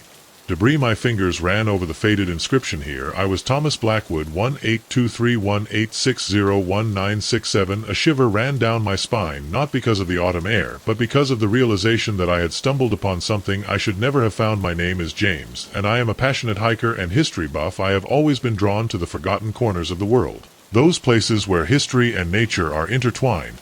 That was what that took me into the dense forests of Appalachia in search of traces of abandoned settlements. Long ago I had been walking for hours following old logging roads and barely noticeable trails. When I stumbled upon the grave, it was rare to find a lone headstone so deep in the forest, miles from any known settlement. Curiosity ignited. I disappeared. I decided to camp nearby and continue researching. In the morning, While I pitched my tent and prepared a simple sheena over a small campfire, I couldn't shake the feeling of being watched. The forest that had been alive all day with the singing of birds and the murmur of little animals had become abnormally silent. I tried to dismiss it as paranoia, the natural discomfort of being alone in nature. But the feeling persisted. The night fell quickly, the dense canopy blocking most of the moonlight. I went into the tent, closing it tightly as if the thin nylon cloth could protect me from whatever was out there. Sleep came restlessly. Full of strange dreams with gloomy figures and whispering voices, I woke up suddenly, disoriented in the total darkness of the tent. The clock was 3:17 in the morning. Something had woken me up, but I couldn't tell what. Then I heard it, a soft scraping sound like someone dragging a shovel through the dirt. My heart pounding as I slowly unzipped the tent and looked into the darkness. What I saw made my blood freeze. By the tombstone, illuminated by a pale, unnatural light that seemed to emanate from within, stood a figure. It was in the shape of a man. But something was wrong. Too tall, too thin. His movements were clumsy and unnatural. I stood frozen in terror as I watched him. Then the thing turned towards me. For an instant his face was visible, and it was a horror. Sunken eyes shining with a spectral light, skin stretched over a skeletal face. He opened his mouth, and from it came a sound that was neither human nor animal, a heart-rending groan that seemed to pierce my soul. I jumped out of the tent, leaving my gear behind in my panic to escape. I ran blindly through the forest, the branches hitting me in the face, the roots threatening to make me fall at every turn. The lament followed me. Sometimes it seemed to come right behind me, other times from everywhere. I don't know how long. I ran. Minutes, hours of time lost all meaning in the darkness of the forest. When I finally stopped, panting, the forest was silent again. I leaned against a tree, trying to calm my heart and make sense of what I had seen. Then my sight adjusted to the dim light of dawn, and I realized that I was back in the same place. The tombstone was only a few steps away, my tent abandoned next to her, but something had changed. The earth around the grave had been turned away, as if someone or something had been digging with trembling hands. I approached the tombstone. The inscription had changed under the original text. New words had been carved. The stone around it still fresh and pale. You shouldn't have come here, James. A wave of vertigo came over me. How did I know my name? The forest began to change all around me. The trees seemed to twist and lengthen their branches, reaching out towards me like skeletal hands. The ground beneath my feet became soft and shifting, threatening to swallow me. And then came the visions flashed through my mind with brutal clarity. I saw the life of a man, Thomas Blackwood, living in a cabin in these woods, his wife, his children. At first happy times, but then darkness, crops dying, cattle, sickness, hunger, and despair. I saw him turning to old books full of symbols and rituals that made me shudder. I saw how he performed ceremonies at night, sacrificing animals and something worse, in his desperation to save his family. But the entity he invoked was not benevolent. He demanded a price that Thomas was not willing to pay. I felt his anguish when he understood what he had to do. I saw it through his own eyes, approaching his sleeping family with an axe in my hand. The visions became more chaotic, more horrible. Blood-soaked earth, screams without humans, a darkness that threatened to consume everything, and through it all an ancient presence, malevolent, patient. When the visions finally faded, I found myself on my knees before the grave, tears rolling down my face. The sun had risen, casting long shadows through the trees, but the forest was still in silence, as if holding his breath. At that moment I knew. He hadn't found just a tombstone. He had found a seal, a seal that contained horrors that defied comprehension, and finding it, disturbing the earth around him, had weakened him. Then I heard it again, that inhuman lament closer. The trees began to creak and moan, their branches twisted. He trembled, and in the distance I saw something move among the trees, something big, something dark, something wrong. I ran again, but this time, with a purpose. I had to get out of that forest, warn someone. But as I ran, I couldn't shake the feeling that it was too late, that out of my innocent curiosity I had set something in motion, something that couldn't be stopped. I arrived at civilization. Although the details of my return journey are a blur in my mind, I went to the authorities. I tried to tell them what I had seen, what I had experienced. They didn't believe me. They said I must have suffered from dehydration, exhausted, hallucinating from having been alone too long in the woods. They assured me that there was no grave in that area, that their records did not show any forgotten cemetery in that place. But I know the truth. Sometimes in the middle of the night I still hear that wail in the distance. Sometimes when I blink or turn my head too fast I see shadows moving out of the corner of my eye, shadows that disappear when I try to look directly at them, and in my dreams I'm always back in that forest, always standing before that grave, always watching the earth open, and something ancient and terrible emerges. I don't hike anymore, I can't bear the thought of being alone in the forest, knowing what's lurking in its deepest corners and dark, but I can't escape the knowledge of what I've done, of the horrors I've released. That's why I'm writing this as a warning. If you're ever walking in the mountains pal-aches and find a forgotten grave overgrown with weeds far from any trail, turn around, don't read the inscription, don't touch the land around it, just go as fast as you can. 'Cause there are secrets that must be to remain. Buried, there are doors that must never be opened, and there are things that have slept for centuries that must never be awakened. Things that hunger for the world of the living. I only hope that the seal you weaken will bear it, that the horrors you glimpse will still be confined to that little cursed corner of the forest. But deep down I am afraid that it is only a matter of time before the dark legacy of Thomas Blackwood spread beyond those trees, and when it does it could consume us all.